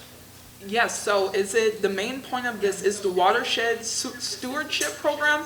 As in for water, how should I say this, for water removal, for things like that? No. Or it's, okay, No, it is, the purpose of it all is that we maintain a healthy and clean drinking water. And all of our drinking water, we talked about in the Beaver Dam Creek and where all this water flows into Chesapeake Bay. And I'm gonna tell you one big impact that it has on Big Bay. I don't think you had it this year, but sometimes it reduces the number of hard crabs. It affects the number of oysters.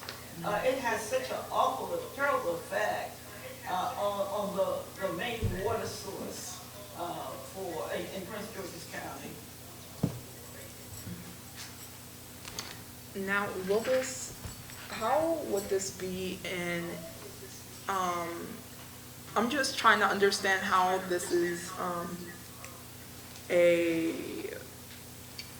how is it enforceable, or would it more so be about programs to improve the quality of wastewater? Well, some part of it will be enforceable, but the other part is like branded. And one place that I see a lot of litter-free Prince George's County is in Upper Marble. When you come into the town of Upper Marble, they have these real catchy signs about trash and waste and keeping the town beautiful and litter-free.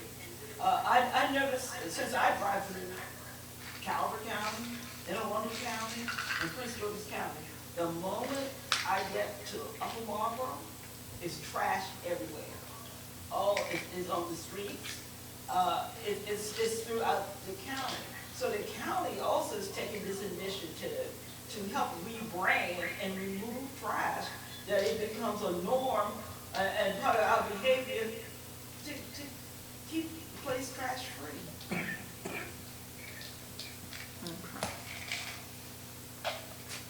Okay, all right.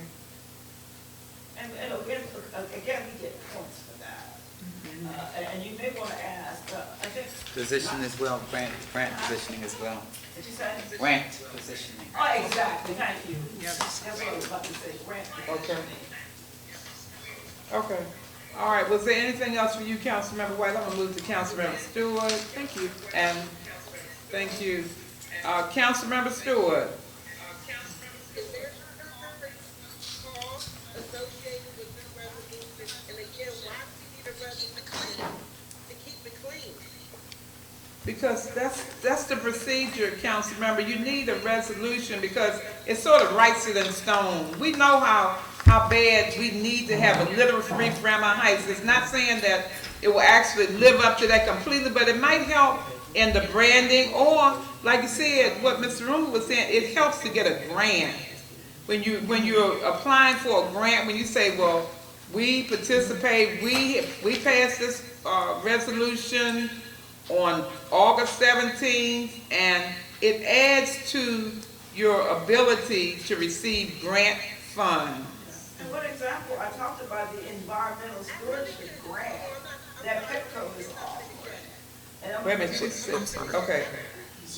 Yes. Well, we can't hear you. We can't hear her. She can't hear you. Okay, say one more. We Okay. can't hear her on the All right. line. We can't hear her. Please keep the volume down. Yes, you, wait. Okay, you could go on, Mrs. Stewart. Okay, I guess this is why I can really get behind it, have been keeping the community clean. But we haven't done a litter day, we haven't picked up trash, the community looks. Yeah, yes, we have. Yes, we have. We've Yes, done we have. litter days many times. Many times. We've done litter days. We can't hear her. Yeah. Yes, you can go on and finish. She's freezing. Can I finish my statement? Yes, I give up. you could go on and finish, Ms. Stewart. All I'm saying is that if we were keeping our town beautiful and doing everything we were supposed to be doing as a municipality, I can get really behind this. But we're going to implement a resolution and do nothing with it. Well, Nothing. No. Well, That's, I No, don't no, think let me, that's, let me, you know. let me, Go ahead, let go me, ahead, let me, Councilman I'm Waiters. sorry, I'm sorry. Can you clarify on the grant opportunities? Okay, so this resolution, Councilmember, we have been working in the Green Team for over 2 to 3 years now, implementing very different resolutions, or different initiatives to keep the town clean. So what we're trying to do is implement the mindset to keep things from going to the dump. It's an offset. Plus, when we apply for grants, they're asking for certain things, certain criteria, that some of these initiatives up front, when you position yourself to say what we have done to get the monies or to get the grant opportunities, these are some of the things that are put in place. So we're not mandating that the citizens do anything. Well, we are trying to implement initiatives for us to have a mindset to keep the town clean. So the watershed, when you say that we haven't done any litter-free clean, yes, we have. We've done it. We haven't done it this year, and some things we have not done because of the recall pending partnerships that we would normally have. The practices that we would normally do was because of that conflict that we had in place. So some of this you guys are hearing for the first time, but we have talked about the flower before. We've talked about these initiatives before. You're just hearing it for the first time. I just want it clear that we are not making the citizens do anything. It's an awareness, and once again, it creates us a sustainable community. Well, what does that do for us? Position us for grant monies to do cleaning projects. If we don't have enough money to do an initiative of our own, it positions us for supplemental funding. So this is not a rule thing. I think you all are taking it like it's a rule that we're putting in place, forcing it on the citizens, and we're not. It's not that. Again, we were given these the other day for review. I would suggest you all come to our Green Team meetings to get more clarity. Okay. All right, thank you. Now, were there any other questions? Because we still have a motion on the floor. Were there any other questions? If there are no other questions, I will call the roll. Okay, I'm gonna start with you, Councilmember Waiters. Aye. Councilmember Oscar. Aye. Councilmember White. Aye. Councilmember Wood Johnson. Aye. Councilmember Stewart.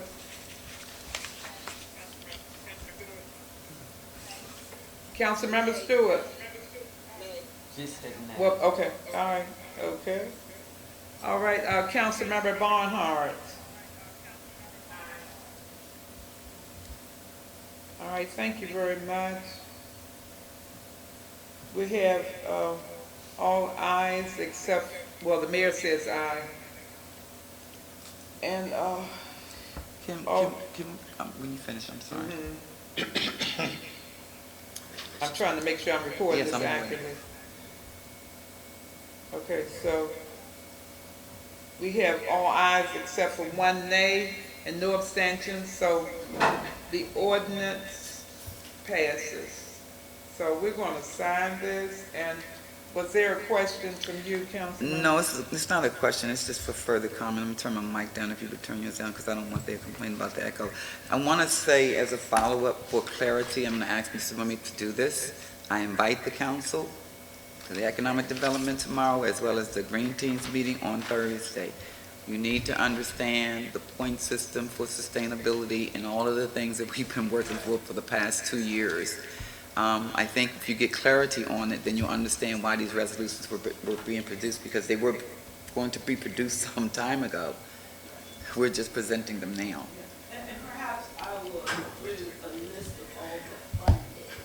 Was it millions of dollars of funding? How much did for example, just one example, then we're going to move. Can you explain the ravine? The upgrade to the ravine, and how much money we got for that, and why we always refer to the ravine. I don't have my exact papers, but we got anywhere north of $2 million for the ravine. $2 million. Because they put in the trees, then they have the stormwater system put in. So we received a lot of money for that. Also, back to some, I think it was a comment of what we do. We have had through Anacostia Watershed and other citizens, we tried to clean up Nash Run. Councilmember Waiters, remember, I think it's on K Street? we were working with another group and we found a little stream in the back that we said, oh, project for development. We put that on hold. But we have received several $1 million because of this point system. That was it. All right. Okay, thank you very much. So we have both of those done, so thank you all very much for that. We're going to move down to the second item, which is the clerk to the council. Now, in work session, what we did do was discuss, we know how badly we need a clerk to the council. We haven't had one for quite some time. And I reached out because of the response from the Citizens Association and from the council members to bring Mrs. Arlene Spann back as the clerk to the council. There was an agreement in work session, which you know we can't vote in work session because you can only do consensus. There was an agreement to bring Mrs. Spann back as of the September work session. I don't have the date right in front of me now. I'm sorry. For 1 second, Madam Mayor. Councilmember Stewart, the mayor's moved on to another agenda item. She's asking a question about the $1 million at work that we received, and let me answer that question real quick. The $1 million was spent to upgrade the ravine. That's what you see when you go down there, the trees, the landscape. Yeah. Okay, was Councilwoman Dotson, was you that were it here? for her question? Yes. Okay, Yeah. all right. Okay, so as I was saying, the decision was done by consensus in our work session last week to bring Mrs. Arlene Spann back as the clerk to the council. She was the person that has had experience working here for Fairmount Heights for quite a while, and she was able to operate, and it seems like the community wanted to bring her back. So the vote was done by consensus, but at this time, I would like to have a motion put on the floor to bring Mrs. Arlene Spann back as the clerk to the council. Aye. You finished? I'm sorry. Okay, so, now who made the motion? I'm sorry. Okay. I make motion that we bring Dr. Arlene Spann back on board as our clerk to the council. Okay, can I get a second on that? Who did that, Mr. Arnold? Oh, Ms. Okay. All right, are there any questions on the motion? All right. If there are no questions, I will call the roll. Councilmember Waiters. Aye. Councilmember Oscar. Aye. Councilmember White. Aye. Councilmember Wood Dodson. Councilmember Stewart. Councilmember Stewart. Maybe she can't hear me. Councilmember Stewart.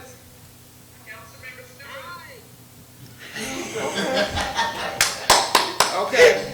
All right, Councilmember Barnhart. Okay.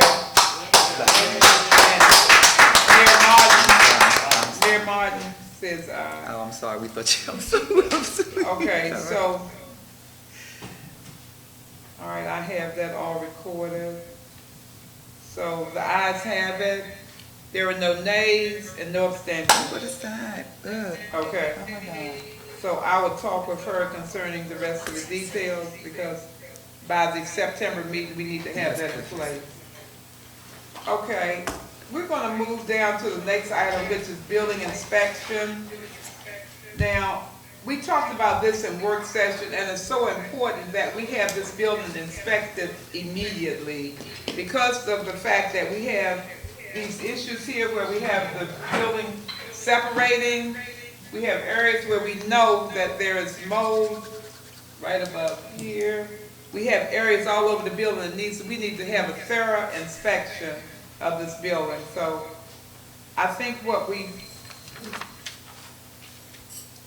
need is to put this on our agenda for Monday, Mr. Rooney. Oh, boy. We'll put this on there for Monday and get somebody as soon as possible. And we said that's the 22nd. What's the 22nd?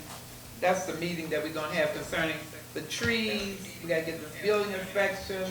This is not for us. This is not for everybody. We're gonna do this in the middle of the day. Oh, you? Yeah. Okay. Yeah. Okay. Councilmember Wood Dawson. With what was said when we met the other day, the inspector that had given just an analogy, are we Yeah. gonna compare anything to what he saw, or are we gonna call him back? Oh, we need to definitely compare what he found because he did a very good job. I was here with him, and one of the things that he really brought to my attention is that our fire box was totally blocked. Because somehow or another, it had not been, the debris hadn't been removed, and it was blocked downstairs, so we need to get in touch now. I'm gonna sort of wait, I guess Keisha's gonna bring the information, or gonna send it in to. She wanted to know what you wanted to do. She could send it into my attention. Okay. If she could do that before Monday, that would be great. All right. Yeah, that would be fine. Okay, because we need that right away. Right away. Okay. All right, this is not an item that was put on the agenda, so I'm gonna let you all, you can review this letter that was sent in. It's not part of the agenda, so I'm gonna let you all review it, and you all can have your, whatever your say is concerning that. Because this was brought to me at the 11th hour, and right now I don't wanna go back and forth with a lot of items. We still have things to discuss, and one of the most important things we have to discuss is the input from the citizens concerning this ARPA funding. That is vital tonight, and we've invited everyone here, and I think it's very important that we go. I hope he's not gone. Sir. Can we catch him? Sir. Because I know he's probably tired. Okay, I'm going to go on down, I'm going to proceed on down. If he could just hold for a little while longer, Did you ask catch him. him? Did you catch him? Yeah, just tell him to hold for a little while longer, because if everyone could sort of consolidate your reports, that's what I'm in the process of doing.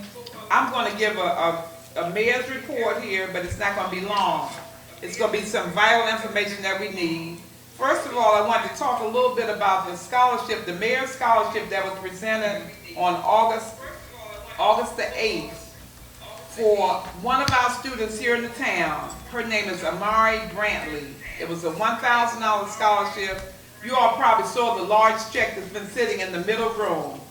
That check was presented to me and to 4 other mayors. They did a drawing when they had a large program down in Glen Arden for the mayors in February. So what happened is I had put, would you sign here? I wish you would please wait for a moment, could you? I have to go. You have to go. I won't make any comments right now. I'll do it next time. Oh, So, okay. Madam All right. Mayor, Well, can I that make a sounds good. Well, we're suggestion? glad you came. Madam Mayor, We're can I glad make you a came. suggestion, please, Yeah. if I may?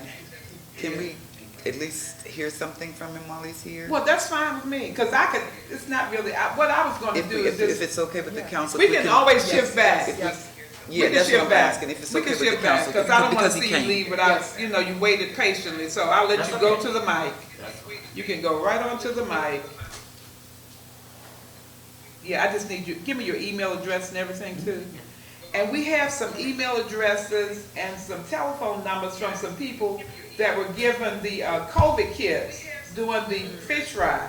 So we need to reach out to them also. It's going to take time for somebody to actually go through and ask them, do they have any contributions to how we should use that funding, because it's very important, very important. So I'm going to let you go onto the mic, and then we'll shift to I guess we'll do a little bit of the report, then we're gonna shift directly to this. Yeah, I Maybe just we wanted need to, in all due respect, because Cause- he was leaving and the other gentleman left, but he came back, so they've been here Yeah. for some time. Oh, no, they've been real patient, and it's going to 2 hours, so. Yeah, cause, I mean, you can see why this happens, though. You can see why. Thank you so much. Would you please go to the mic for a moment? Would you? Is there something that you wanted to say Oh, no, concerning- it's something concerning just tell us where you live. You live on, you on Cold Street? Right. Okay, Yeah. all right, Like I said, I don't have any comments right now. Okay. It's my first time. Yeah. I've been here since 2004. Oh, So it's okay. my first time here. I Yeah. decided to come here. So, well, I guess there's a sign between Sheriff Road and K, should I say? So that is showing the next meeting, right? Yes. So I'll follow up that. Okay, all right, sounds good. Thank All you. right, well, thank you so much for coming. I'm gonna put your name in the Trust me, record this is not anyway. the first time I'll be here. Okay. Should I say the last time? Thank you, thank you. Thank you. All right, so now, much. I'm gonna put your name down and put your, because I might be able to get some input from it too about ARPA funding. So, wait, hold on.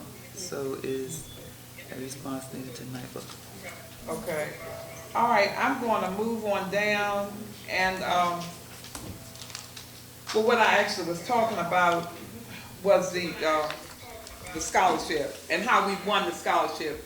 It was a drawing, and they gave 4 of us, well, they pulled out 4 different names of different municipalities. Town of Fairmount Heights, I won it because they said we want the mayors to actually be responsible for administering this scholarship, this $1,000 scholarship. And we want to see the students, anybody that would come forward that can show you that they're prepared, we would like to see them be able to get more scholarship advantages, but that was just one. So on last Monday, on the 8th, I went over, they had it at, over at Mount Rainier, one of the member organizations. We went there and had a program. There was no one else other than the parents and the mayors that came. But it was recorded and it was on Facebook. So if you all need to see it, anything else, I tried to explain it because some of the people at the work session were saying, well, why didn't the whole town do it? But it was given, they said, we want the mayors to administrate it. So that's what happened. So I wanted everybody to know that. And I put that as part of my report. I also wanted to add that Reverend Mine's wife on 60th Avenue has passed away. And I got the email about that yesterday. No, she passed away. Okay. All right, so I haven't received Which any. mines though? Which one? Yeah, which mines though? Huh? Which one? Reverend Reverend what's his Mines. name? Okay. Reverend Mines. Okay. Right. All right. Okay. Who else is, okay. It Well, was him, His the last brother, the wife. son. This Okay. was his last wife. Okay. Yeah, I don't know all of it. I'm the one on 60th Avenue. I just got the notes about Okay. her. Yeah, this is Okay. All right, another thing is the COVID kits availability. We still have a lot of COVID kits, y'all, and I'm so concerned because now the spike in COVID is so great. We really need to get these kits into somebody's hands, and every time we try to give them out, we only give away a small number.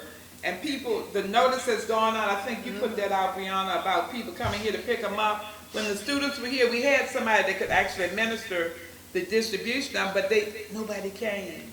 No one came. So we might have to revert back to that first way that we just drop them to the, get that little plastic bag and with a hanger to it and put a little note saying attention. We've been Just doing that like- too as well, Huh? physically walking them as well. Yeah, Have yeah. we gotten any news from whether we could have them at the library or not? I remember that was I the don't know. question. Somebody Yeah, I was think supposed that to ask. was the question, yeah, but I haven't had a chance to check. I guess we'd have to check with the library to Okay. see if they could, what we could do, because it's important, it's important. Another thing I want to mention is that on this coming Saturday, from 11 to 3, Agape Bible Church on 58th Avenue sent out a notice that they're having a book bag giveaway. It starts at 11 and it ends at 3. That's at 1022 58th Avenue. There's a book bag giveaway. And on August the 16th, there was a visit, which was yesterday, from the county executive's liaison to municipalities. Ms. Denise Ross was here. So it was a good opportunity to sit down with her and talk about our issues that we're having, county issues. And one of the main things is a lot of the lots that are owned by the county, they're in desperate need of upkeep. So a lot of times you'll think it could be a town issue, but it could be county because a lot of the lots have been reverted to the county. So they're responsible, and it's just a lot that goes undone. So I wanted to add, piggyback on that on September 8th, now, this is for council members and anyone else who wants to participate, September the 8th at 12 noon, the community walk from the county will be here.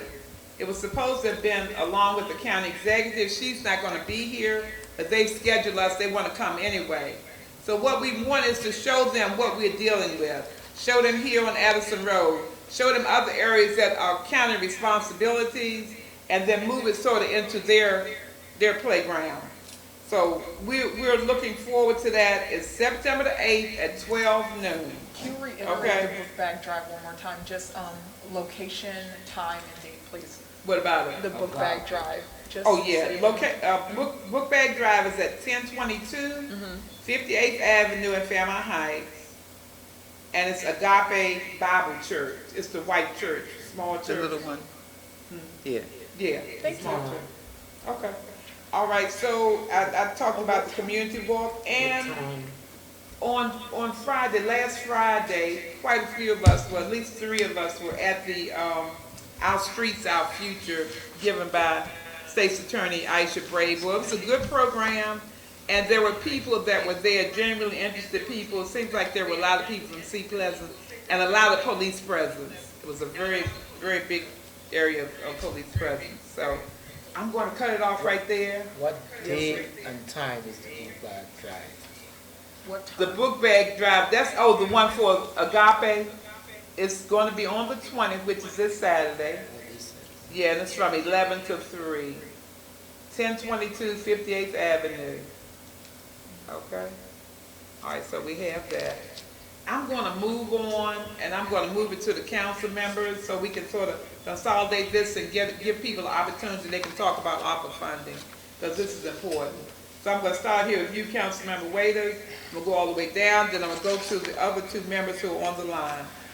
Okay, Mr. Gray, is it best that I go to eliminate echo? Is it best that I go here, or doesn't? Excuse me? Can you hear me?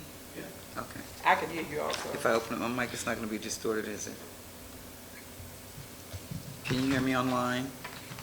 I guess, okay.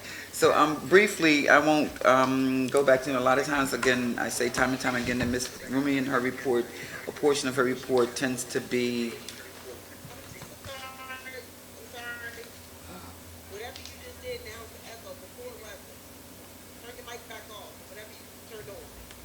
Mayor Martin, turn your mic on. Turn your volume down. Mine wasn't on. Turn your volume down. Turn your PC down. Okay, because it wasn't really down. I didn't even touch it. So.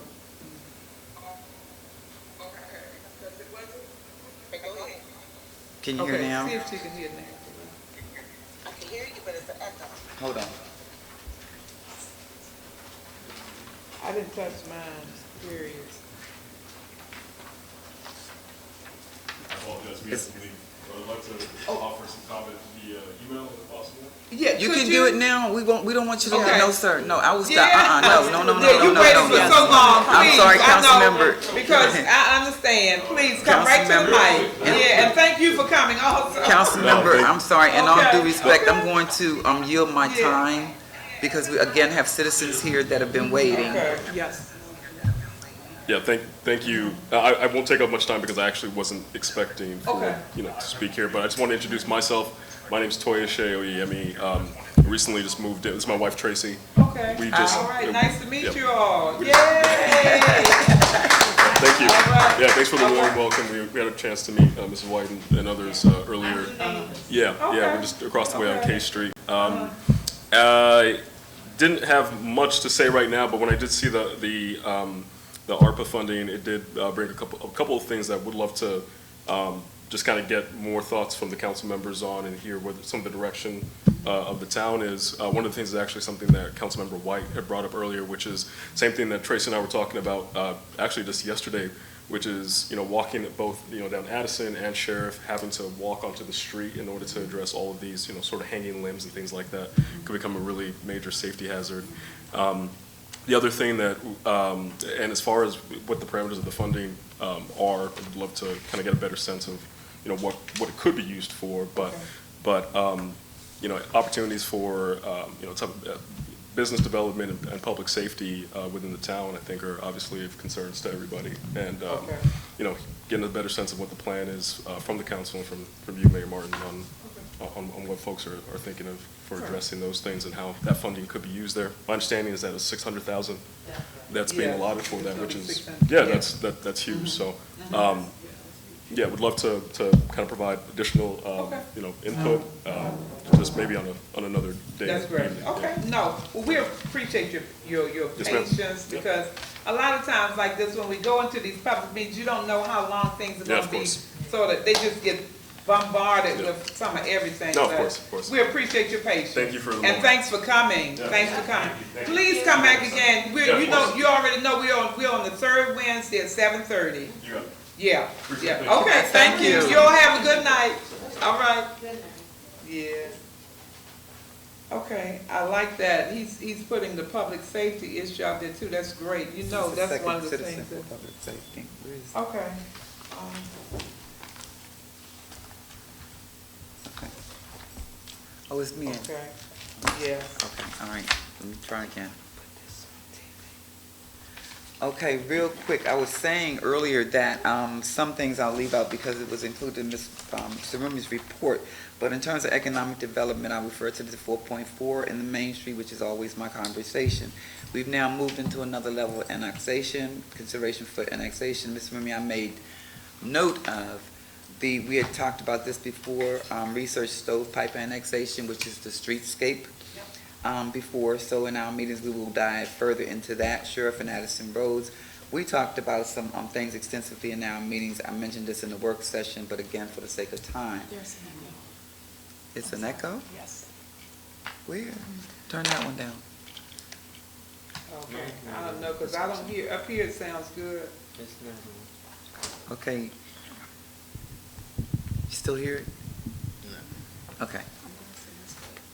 So we talked about internal and external stakeholders. To name a few: Amazon, Exelon, Prince George's County Economic Development Corporation, and a few others that will be able to assist us. Economic Development Consultant, Ms. Rumi mentioned that in her report, and the need for us to now move forward seriously about RFQ for that procurement. And in doing so, we would not, and this is for Mr. Barnhart's sake, forget to entertain zoning considerations as we move in that area. We talked before about, and I just put this there for the sake of it being or let's say an old agenda item for us. We talked about unbuildable lots, tiny houses, auxiliary houses, and we talked about tying in initiatives concerning those two with Maryland National Park and Planning, because I think there's some restrictions that may have been in place that are now lifted, if that's the direction that we're going in. Economic Development does not have a co-chair. So I would like to reach out to the community to see if we can find a co-chair out there, preferably someone that is from the community, a community member. The last time we met, we did discuss economic development having subcommittees. The need was expressed for communications and outreach within economic development and event planning for, and this is specifically for the things as we move forward with the meetings with the citizens, so forth and so on, that we need to establish our internal communication outreach efforts and event planning meetings and how you say it, Mr. Rumi, charrettes, that. And then lastly, we did at our meeting wrap up, Ms. Gladden, if she's still on the line, Ms. Gladden made a point that Amazon's affordable housing will be built, which is now, it has been, built at New Carrollton Station with a completion date of 2023, which will also be the site of Metro's new headquarters. That's a fact. They've already moved in. Retail and office places, they actually cut ribbon and had a ceremony for that last month. The second Amazon housing site is next in College Park Metro. So she left us with a concern. How can the town set up a meeting with Amazon to present the interest of working with Fairmount Heights? That was the question that we have to answer. And that concludes our next meeting. Of course, it's tomorrow at 7 o'clock. Please join us. That's our meeting minutes in a nutshell. And I passed out a copy to each council member. If you have questions, I'll answer them now. Okay.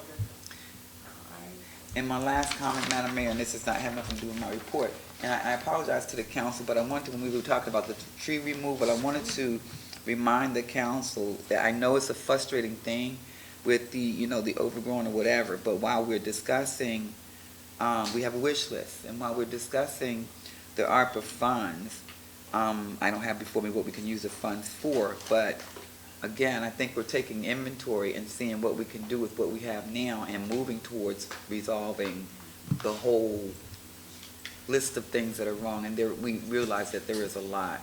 I just don't want us to be in here like verbally badging one another, and I know we get aggressive and we're frustrated, but you know, let's have a peaceful meeting. We were getting a little, I was just trying to bring it down a little bit, because we all have concerns. Yeah, that's my comment. Thank you very You're much. welcome. Thank you. Councilmember Oscar. Okay.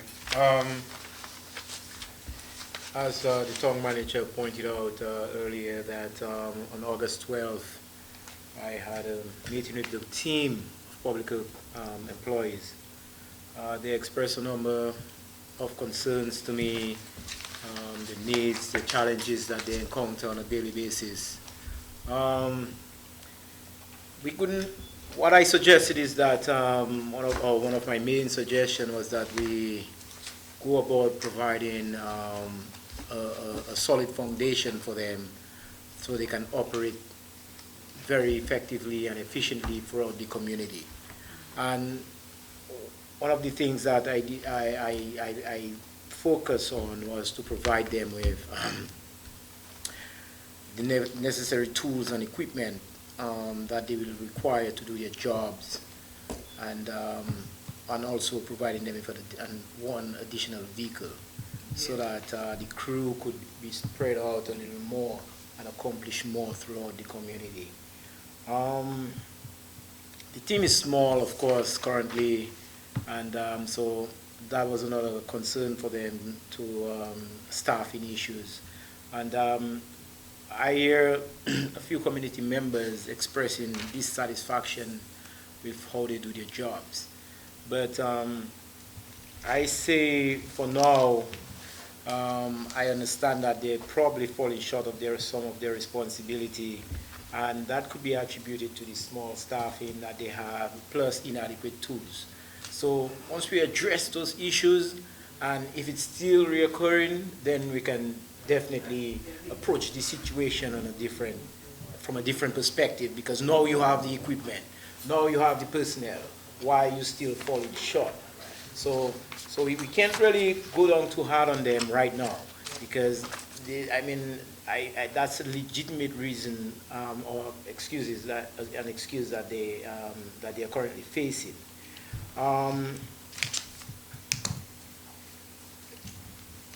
Councilmember Waiters brought to my attention that we have some funds available, and it was in the region of about $8,000.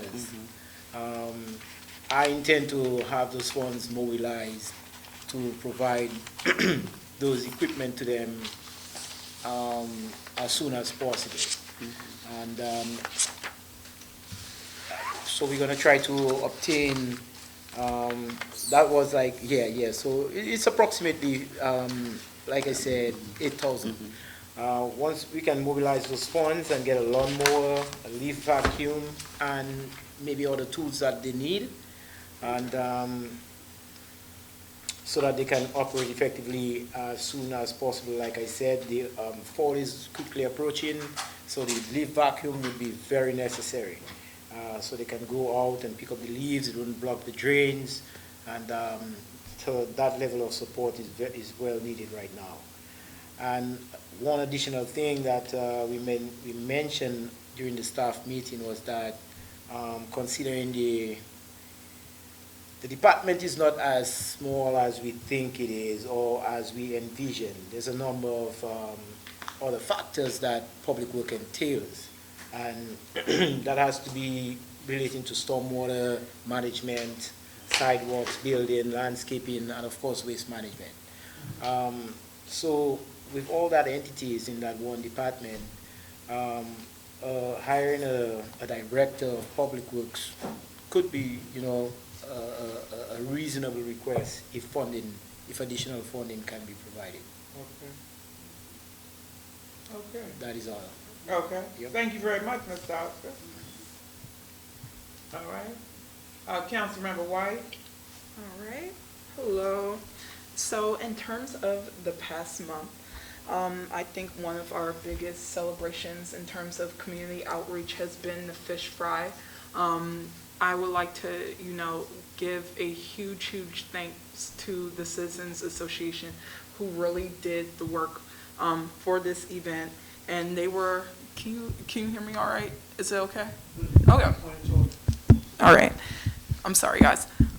So the Citizens Association concerning the fish fry, we had an estimated number of around 130, but that was by counting the plates, and I know a few people went back for an extra fillet of fish. So, but I do know from my experience there, also the turnout was extraordinary to see the people in our community. And especially because we were seeing people that we hadn't seen interact with town events before. So there were some demographics I was very happy to see, as well as some new neighbors.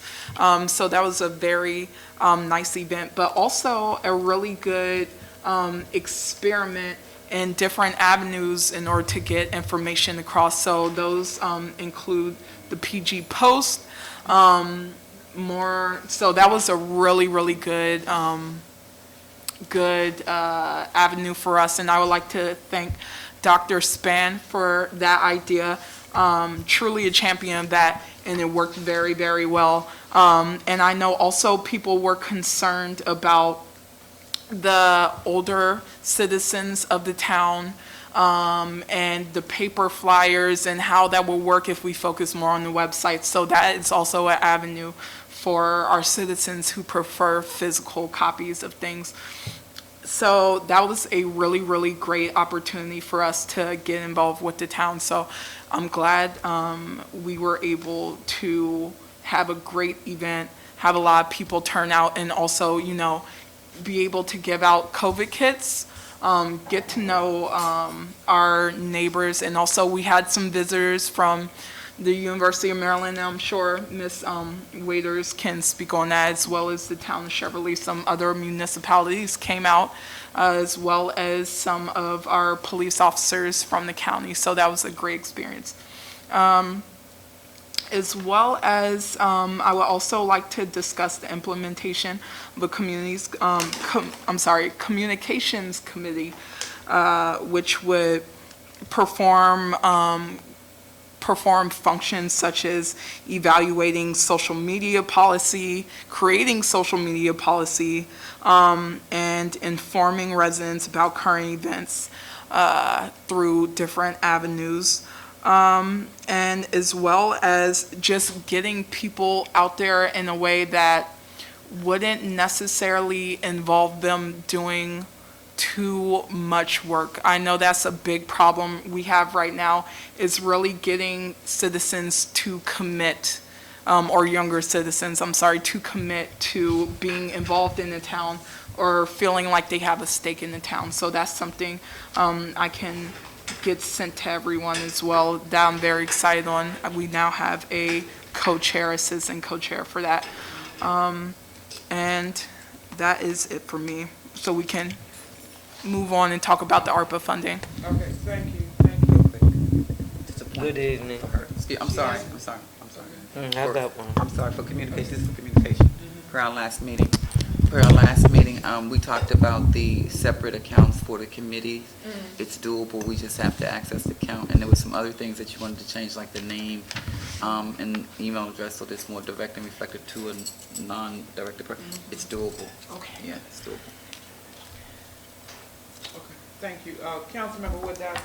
Good evening. Good evening. I attended the cookout as well, which was a very good turnout. I also went to Sylvan Vista. Miss Blanche gave a trial sermon because Reverend Malden's getting ready to leave. So this Sunday and next Sunday will also be so that we can see who's going to take over the new church. Okay. And it was a very good service. On the 27th of this month is our book bag giveaway, which we're going to combine it with a small cookout, giving kids hamburgers and hot dogs as a back-to-school incentive.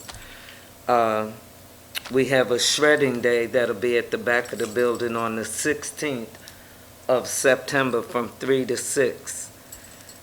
The clothes closet will be open on September the 10th from 2 to 4. And we're preparing for domestic violence. We've been collaboratively working, and she's been here at most of the giveaways. Ava Ross with Tabla Rosa. And we're going to try to have a banquet celebration for those that have graduated through the I Am a Conqueror, people that have survived life and death situations, had to go into protection and everything, that have really made it through it. So that event is being prepared in October during the domestic violence month. And that's my report. We're just looking forward to the book bag turnout because it's a good amount of sponsors, as well as Adam Stanford with District, I think she said District 4. And Rosa Lopez, with the Board of Education. Oh, staff, yeah, for the Board of Education. Right. Please answer her back. Oh, I She's have. trying to get the response. I've been And talking. There was one other person that sent an email in also. They want to participate. The Clean Water Partnership. Okay. Okay. And I sent that email on to you today. Okay. But they also have received grant and money Okay. for the giveaway. And the Clean Water Partnership, they're part of the group that funded the north of $2 billion I was talking about at the beginning. So Okay. I'm glad they're reaching out to the town. Okay. All right, great. So thank you very much, Councilmember. Was that it for you? All right. Thank you. Okay. I'm finished. Thank you. All right. Councilmember Stewart, then Councilmember Barnhart.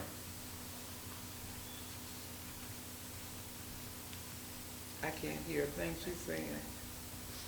The mic. Turn yours down, Councilmember. Mine is Councilmember off. Dodson. Mine's not on. I'm not even on it. This thing is down all the way. Mine's not on. It's gotta be the mic. I'm not. Which one? The mic on your. This one isn't on. Oh, okay. It's mine off. Mine is off. You want to turn it on? Yeah, Zoom mic. Yeah. Oh, mine is off. Mine is too. That's all we need the headphones. Yeah. Okay. I'm gonna have to get the headphone. Yeah. 'Cause it is. Go ahead. Okay, Councilmember Stewart. Okay, I still can't hear her either. Can you hear me? Yep. Yes. Okay, I would just like to say, good evening, residents and council. Thanks for my excused absence. Post-COVID, but real fast, I would like to say Councilwoman Wood Dodson and the Citizens Association with their assistance with getting the two refrigerators from my office building down to the town hall. They just need to be cleaned out. I hope everybody can enjoy them now. Okay? Thank you. For what? The freeze. She's freezing. Oh. Oh, the freezer. Thanks for Is that it? getting Huh? those. Okay. Is that it? Thank you. It wasn't just refrigerator. Okay. All right, thank you very much. Councilmember Barnhart?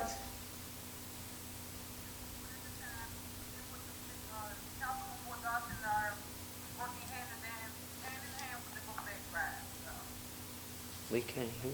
Okay, I did hear that part. I just heard book bag drive. Yeah. Was that it? Okay, all right, thank you. Okay, all right, so, I think now we've gotten to the point, we've lost our people.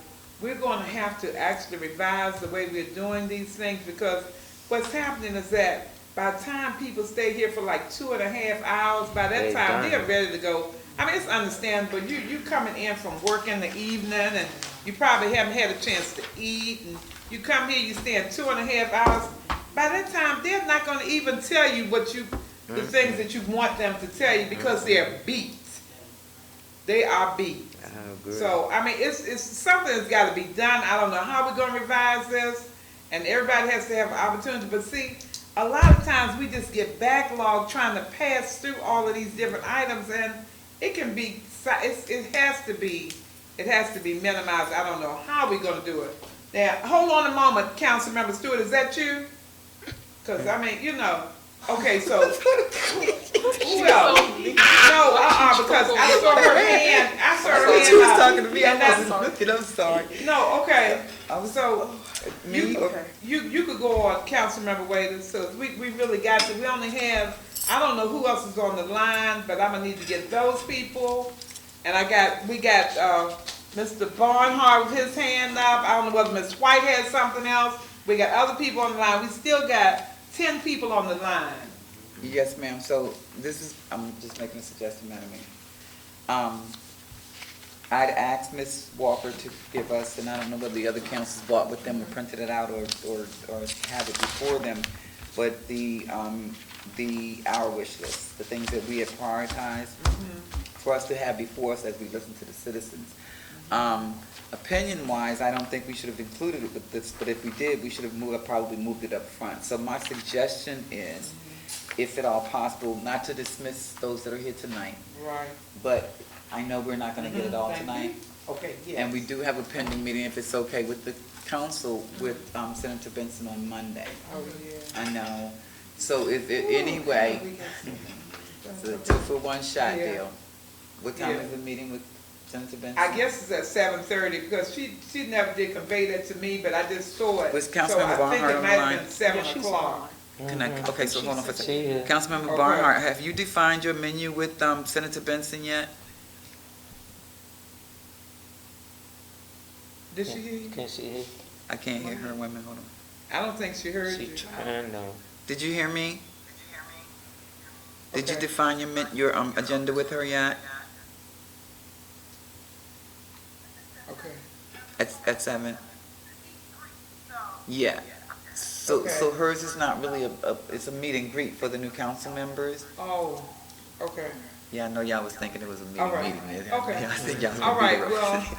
So I'm just making the suggestion that whatever we don't get done here tonight, because hers is a meet and greet, then maybe we could follow it. We're gonna be here. I think this would be the last meeting for the month of August. If we don't schedule another and one. we could actually do that, but we're gonna have to make sure that the public is notified about it. So, and that has not been done. We have That enough has time, not don't been we? done. We have enough time to do that, don't we? Yeah. For Monday? Yeah, it should be enough, you know, I'm just saying it needs to be done. If Oh, you yeah, I'm don't do it asking. like that, Yeah, I'm asking. we're gonna have to let them be notified about it. Send We it probably need to tomorrow. put it Tomorrow. on the website. It's gonna sort of change the whole. Cause it was on the website. Yeah, we're just making the suggestion that if we don't get it all tonight, if it's okay with the council, you and the council, that we make that a part, since we're gonna be here on Monday, make it a part of, not a large part, but just another, because this will be the second, third time we're trying to get the citizen input. That way we can just move forward. If it's a suggestion, I'm just making a Okay, suggestion. no, I hear you. Okay, so actually, I guess we could probably do that, but I hate to have double meetings, and that's where we you know, because right now it's 10. Yeah. And, you know, this goes further and further, so I don't know whether it's a good idea to combine with her meeting, because, you know, she might want to talk about a lot. She probably will. Okay. So, That was just- okay. Let's just see what we can get done for the rest of the evening. I don't know how much more we have, 'cause like I said, I don't know who else is on the line. So we're gonna have to give them an opportunity to talk about their wish list. Okay. For the ARPA funding. Now, before we even get in, I had gotten a note, and this is from employees. This, one thing that was for me to remember was that we still need a defibrillator. Okay, Ms. Tucker gave me this. Mr. Tasker gave a note saying that our carpet needs to be replaced. He's right. And he's always around here, I guess, trying to vacuum this little baby carpet that's 100 years old, and it's probably a futile type effort. Needs a new carpet. We need a shampooer. Okay, we can buy that. But can't because we take the carpet out? Yeah, I'm but sorry, see, these are the that- things they I'm want to add, sorry. but this is probably not something that we, I don't know. Okay, I know the it's vacuum cleaner was put on there also, but that's something we can purchase. But here's where we are. I think that above all, out of this funding, we have to make sure that we can make some method of communication available. And one of the greatest things I think we could do is to get 2 of the large signs that will change and be updated and be a tool for communication. I mentioned that in work session because it's come up so many times. I don't know how much we're going to be able to use for all of these items. Plus, we got this building, once it's inspected and we find out what we can use for that, we really have to take a bite out of this. I mean, a big bite. Because if we don't get it now, when will we get the repairs done for this? Okay. Not only that, I've been boo-hooing, crying if we could even get part of funding for these restrooms to be upgraded, because if we're going to rent this building out, we need to have some new replacements. The restrooms in the ladies' room have rusted out. Madam Mayor, point of correction. I'm sorry. Point of Yes, correction. yes. This is is citizen my input, Madam I Mayor. understand. I'm putting some headline items out here before we get started.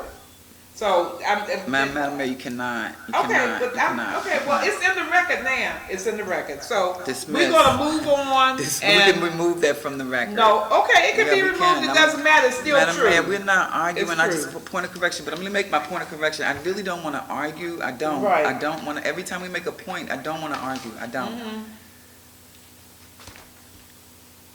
Okay, are you finished? No, ma'am, I'm not. Okay, you can go and finish. I'm I'm going to state why I'm making a point of correction. Mm-hmm. Because we're going back into what we're asking for, the staff is asking for, and this is for the citizen, and we did this the last time. right. We keep going before the citizens discussing what we want, and we're not listening to them. So I'm asking the council, this is not for the sake of argument, I ask Ms. Walker to give us a copy of what we had discussed so the citizens can hear that from us. That's on this list. Yeah. But every time we talk, we keep adding new things. Okay. So I think we should stop, because again, the last time we were doing it, this is for this funding pull down, and then we have another one. So there's still another part of this, or the second part of the pull down for a second wish list, but right now, this is what we have defined. So we're supposed to be listening to what the citizens are saying. So while I have the floor, before the citizens come on with their input, this is what, and this was the purpose of asking, because when we left the work session, this is what we asked Ms. Walker for, a summation of what we'd asked for. This is what she gave us. This is what we said. This is a summary of the top recommendations for the use of funds from the mayor and council. Use 1, rebuild the Fairmount Heights Police Department. First priority would be to ensure the department has all necessary equipment. Required recommended equipment was reviewed at the 7/30/22 meeting. Use number 2, infrastructure. Several options were discussed. Top 3 are below. Water issues per recommendation of NEUs. Collaboration with Prince George's County and surrounding municipalities to address stormwater management throughout the town. broadband expansion for emergencies, develop a command center that will allow the town to connect with local government agencies, state agencies, and bordering communities, improve communications, installation, digital signs and at the municipal center and throughout the town to disseminate information, upgrade current technology to improve the accessibility and quality of meetings. Use number 3, public assistance, utility relief assistance, mental and behavioral health services. That's what we discussed, and actually, a lot of what you all are saying right now, what you just said, Mayor Martin, fall within what we have listed here. That's good, that's great. So now we're just listing for, Okay, got it. So let's go to the lines, and see who's there that can give us a concept about what they want. Mr. Barnhart had his hand up. Okay, all right. Well, did you want to go first, Mr. Barnhart? Then I'll get the people off the line, because I need to get the people off the line here. Okay.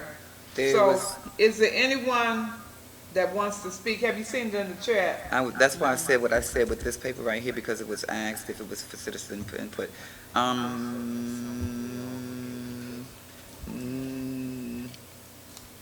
The list? I see 56 people were on the chat. I made 56 comments to put on. Yeah, That's that a lot was, of comments.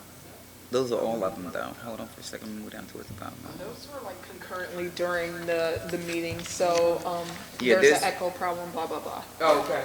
Yeah, there's only one question, is this citizen input, again, which is why I read what I read. Other than that, no. Okay. There's no one else that would like to make a comment? Let me ask or a contribution? question. Is there anyone on the line at this time that has something that they would like to input in terms of our funding use? Open up your mic, please.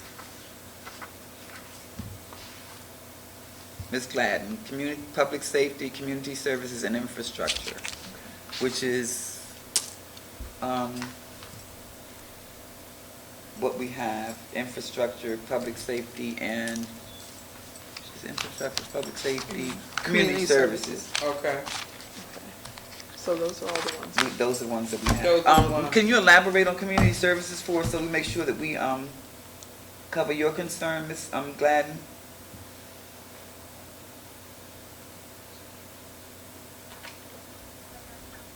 So, I thought on the, public safety, of course, while we're searching, while the town is searching for a police chief, I was thinking more of the line, has the town, considered offering any incentive, or signing bonuses, to a police chief or to, police officers?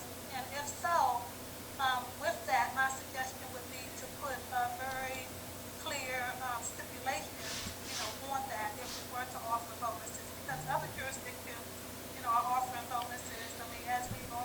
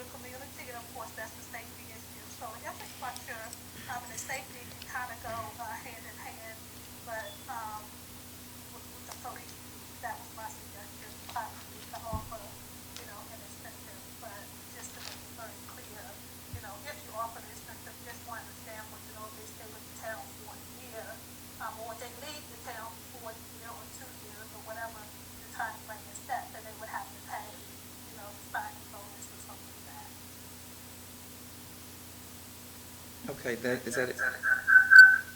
That's it. Okay. Okay, all right, thank you. All right, is anyone else on the line? Hold on, Madam Mayor. Anyone else?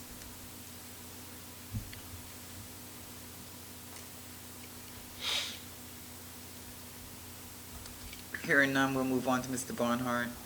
Go ahead. Okay, all right, Mr. Barnhart, and, would you like to come on to the mic, maybe they can hear you better? And what I will do, I will reach out to these, citizens that left their contacts, and the contact list that's in the back from the fish fry. Do you want me to type that up? If you would, that would be great. I'll just attach this to it and you can do all of them. Okay. Do all of them at one time. So that's good. That's a good start for us. And we've gotten the input from some of the others, so I think that will work. Yeah. Madam Mayor, I'm sorry, Mr. Bond, before you start, can we do this, Madam Mayor and Councilmember White? We'll take all of this and put it together so when we do it again, we have everything in front of us and we're looking at all of one time, including what you were saying, so we can start marking off what's gonna come with the second part and what we can do now. Okay, I can do that. Right, okay. All right, and I would like to have this, as soon as possible too, so that we can, when we have to sit down, we can be able to address a lot of these issues. Okay, I'll mark mine up and I'll send it. Okay, all right. All right. Good evening, everyone. My name is Martez Barnhart, the president of the Citizen Association here in Fairmount Heights. For time's sake, I'm not going to go through my whole list of items, but I'd like to, first of all, thank the citizens of Fairmount Heights for coming out to the community event.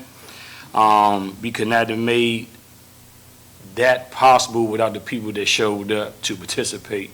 So I'd like to thank the citizens for coming out and supporting us, because this was an event to get people to come out, get engaged, to meet their council, the mayor, and other neighbors, and I tell you, it was a good turnout. So I just want to say thanks to the citizens again for showing support. I'd like to thank the mayor and council for funding it. And what I mean by funding it, because I know I got some citizens online say, well, our taxpayer dollars paid for it. So what I mean by funding is they approved the budget to go ahead and make that event happen. And it wasn't a long drawn out thing about it. It was just done. I thank Ms. Wood Dawson for putting in the extra work of moving around and helping out with the shopping, along with Ms. Joyce White. You know, a lot of people contribute for serving. Ms. Waiters was there serving, and Councilwoman White was there serving, and Ms. Stewart and Barnhart, and even Ms. Span came out and served. You know, and I think that's what we need to be doing as a community, is be a servant to our neighbors. I'm not going to go biblically on you, but I tell you, that's what we're supposed to do. The mayor was there during the COVID kits. A lot of people had took advantage of those COVID kits. And like she said, we got a lot left that we need to pass out because COVID is rising. So I want to say thank you to the mayor as well for making sure that that was part of the event. We also had Ms. Safax and her daughter was there with some information about depression and about how it's a new number that's out there, a 998 number, or That's a new suicide number. is it okay? Instead of the long one. Right. So we want to thank them for coming out and pitching a tent to give out information to people that showed up to the event. I'm gonna get straight into it. Opera Fund, Benzo, we just talked about Opera Fund. I know that we talked about helping the citizens with like their electric bill, water bill. I don't know what extent that we can, help folks as far as amount-wise, but I think that during the time that COVID was at an all-time high, when people was affected by it, we weren't in position to help people, and that time kind of passed us. But I think that if we still have folks that's in need of any kind of assistance, that guidelines fall under as far as the ARPA fund. We need to go ahead and try to help folks out with their electrical bills, rent, mortgage. I don't know if it goes into the extent of, like property taxes and things like that. I know people are responsible for their own property taxes, but okay, so because during COVID, a lot of people were sick, They got laid off their jobs and things like that, and bills got behind. So that funding was for things like that. So if we can help out folks in those, situations, I think that'd be a great thing. And that's all I have as far as ARPA fund, other than you guys already talked about, reestablishing the police department and making sure that they have the necessary equipment to, provide to these new officers that's coming on board so they can do their job effectively. The next thing I want to go into is, as far as, I really didn't want to touch on this, but I'm going to, because we all have amount of pressure that's on us right now. I just want to say that because the citizens have been wanting a functional government for so long. They've been wanting, things to run in a certain kind of way. They want things done in the town. They want the town to look a certain kind of way. So even as an association, we have pressure on us too. So we don't want nobody to think that we're targeting anybody, that we're picking on anybody. But when we receive phone calls or talk to your neighbor across the street from you and they having complaints about certain things, and you're part of this arena here, then we have a job that we have to do. We all have a job we have to do. And there is pressure. And the kitchen is getting hot. The kitchen is getting hot, and there's things that need to be done and things that should be done and things that been overlooked for a long time. But I know that we are working on these things. But I just want to put this out there that we have pressure on us. We have pressure on us. People are looking for us to make a change. We did a recall. And we did a new election, and people are looking like, okay, what's next? When is things going to get done? Okay, we did our part. We came out. We came out in the numbers. We did what all we had to do. Now we want to see results. So if you don't think that this is any pressure, you might want to think about something else, because there is pressure. That's for sure. The next thing that we want to address is we just did a resolution for Green Team and for. Barnhart. Huh? Hold on for a second, I'm You sorry. got somebody in the chat? No, are we still in the public meeting for the, ARPA? yeah. So was this a town meeting or just an No, ARPA no, meeting? this is it's the part a for the town ARPA meeting. input. If you don't have anything for that, we close that out and then you Right. can do what you. Okay, yes, I'm done with ARPA. ARPA part? Yep, that's Hold on mine. for a second. Hold on. Okay. Okay. Would that have been it, Madam Mayor, because nobody else is saying anything over here? Do you have anything for Well, ARPA? okay, Ms. okay. Joyce has something for Okay, All ARPA. right, not to dismiss you or anything. but Okay, we're so gonna- you want to go with Ms. Joyce with the Yeah, ARPA, then I come back? Yes, no, don't move, don't Okay, move. well, see, okay. Because the reason why I asked Madam Mayor is because he did say ARP, but then he's going into his comments. Yeah, I'm for the going to my citizens, comments and for the then regular into the meeting public, now. Right. Input part Okay. about the ARPA, so you want to get that off the, we're done, if Ms. Joyce said that, we're done with the ARPA part. Okay, do you have ARPA? Nobody else is on here, for ARPA. Okay, you can come on forward, Ms. White, then, and then we'll get back to Mr. Barnhart. Okay, I do want to thank the citizens for the community fish fry.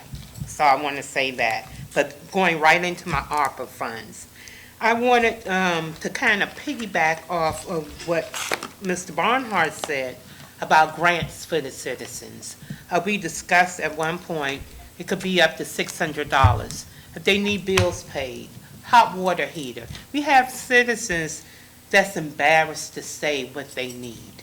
But they will, for some reason, tell us that they need these things. And I wanted to kind of establish a grant. They can fill out some type of application, get maybe 2 people that's really trustworthy to look over the application, to help them out with these things. You know, citizens that's too proud may have worked all their lives and just get retirement now and just can't make it on their own and just too proud to ask for these things. Hot water heaters that's needed, faucets in kitchens that don't work that's needed, all kinds of things. And another thing I desperately want to beg for, public works during COVID. I love public works. It's nothing that you can't ask those guys to do for this community that they won't do. And again, I'm asking for people that were here during the hard times of COVID to get $5,000 apiece. The employees that worked on Public Works, the 3 employees on the truck. I understand the driver is a contract worker, so I'm not including him. I'm also including Ms. Tucker, who's here every day during COVID. So, and I'm also including, the chief is no longer here, but he took care of this town by himself for 3 years. I think it's only fair for his wife to get the $5,000 that would have gone to him. And that's what I'm asking for the ARPA fund. That's it. I hear you. Thank you. All right. Okay, did we have anyone else? Okay, everyone is off of the line, nobody on the line, No, ma'am. nobody else in the building. That's it. Okay, so I think that, from this point, that was the last agenda item that we had. I want to thank you all. Yeah, I got a lot. No, I'm talking about for the art. Yeah, that's what Yeah. we're talking about. That's the one. I'll hand that to you. Yeah. Okay, so, we've had a very long evening, and, if there is nothing else that's for the good of the organization, that's right, Mr. Bond. Okay, come on, Mr. Bond. Mr. Barnhart, before you start talking, Mr. Barnhart, you have gave everyone else acclimates in, and I will not allow the meeting to go on and close without saying to you, sir, you sweated from the time before anybody got there. Yeah. From the time we were supposed to start early in the morning, you sweated from the time y'all started setting up until well after everything was, and never ate. Nah, I didn't. Oh, you didn't eat it? No, ma'am, I didn't. My He goodness. kept Nah. You did a wonderful job. Yes, You did a I wonderful did. job. I just want to push pause to commend you Yeah. and everybody else, for the organization, well organized. But I want to commend you because you never stopped working from the time we started, well before, until well after it was over with. So, job well done. My aunt always say, poor frog, don't praise his own It was tongue. great. Yes, It it was was. great. I tell you, God gets all the glory. Yeah. That's Yeah. number one. And teamwork makes the dream work. That's number 2. No, it was Yeah, because great. everybody played a part. Everybody. Yeah. So, only thing that we want to touch on, the only thing I want to touch on, because I got a list, I'm not going to go Okay, through all Nancy, that. Ms. Stewart has had her hand up too, so. Yeah, I'm I getting don't ready to know tell what him. Go ahead. So, we want to make sure that we address the mayor and council about the ordinances, like Ms. Councilwoman Wade said earlier about zoning, and get something put in place about new development as far as, developers and nonprofits and so on and so on.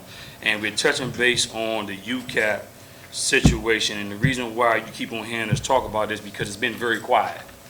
It's been very quiet, and the ones that don't know, UCAP owns 7011 Eastern Avenue. That's the old Melvin Crab House project, and they own the school on 61st Avenue, and they own both locations, and they're looking to develop these 2 locations.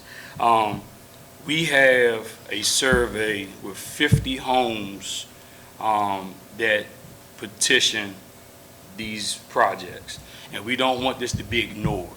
So if we don't have anything in place, and we talking about ordinances, policies, procedures, and this touch base on a little bit about what all that we were talking about earlier, we need to start getting some things in orders so we can have some, some organization going on, and that would kind of clear things up. But the thing I'm touching base on is the ordinances as far as zoning and building and development. We don't want to look up and, the folks go ahead and start getting permits and start breaking ground and stuff like that. We want to have a meeting with UCAP. We're asking the mayor and council to reach out to them so we can have a meeting to see where they're at in their process right now. And we like to bring citizens in that sign this survey. And also, if you guys have to, if you got to get with the town attorney to see what can be done, if he's not a conflict of interest with this, to make sure that this project, both projects do not move forward without community participation, and making sure that this mayor and council is for these two projects, along with what the citizens feel should be in their community. We do not want to be ignored by any development or any nonprofits that's coming into our community. People live here, they should not be uncomfortable where they live at because somebody comes in and want to bring something that they think is going to make money. We want to make sure that we get on top of this. This should not be dragged along. This is something that should be taken very seriously. We've talked about this plenty of times before about ordinances and zoning and things like that, and we don't talk about it no more. Like I said, it's too quiet, and we'd like to go ahead and get this rectified and get this addressed as soon as possible. Thank you. Okay. All right, thank you. I see Ms. Stewart has her hand up, and after that, after we get her, I would really like to accept a motion for adjournment.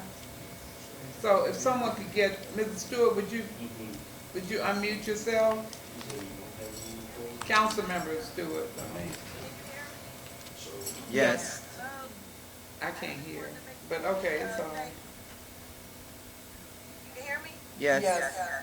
I just want Mr. Burley as well for the fish fry. Oh, yeah, he was a big help. Yeah, okay. Okay, thank you. Okay. I got one last comment. I'm liking this, Channel 11 Zoom view. Miss Gladden, you see, as we moving up, Miss Gladden? What happened? I was talking about the view. Oh, okay. Can you see the view? All right. The gallery view? I can't see the gallery. Yeah, you can. See where everybody, Okay. All right, well, that's great. So I think that, for that one, yes, that's great. Okay, so for the good of the organization, if there is no more to be said for tonight, I will accept a motion for adjournment. I would like to make a motion to adjourn this meeting. Second. It's been properly moved and seconded. We adjourn. All in favor? Aye.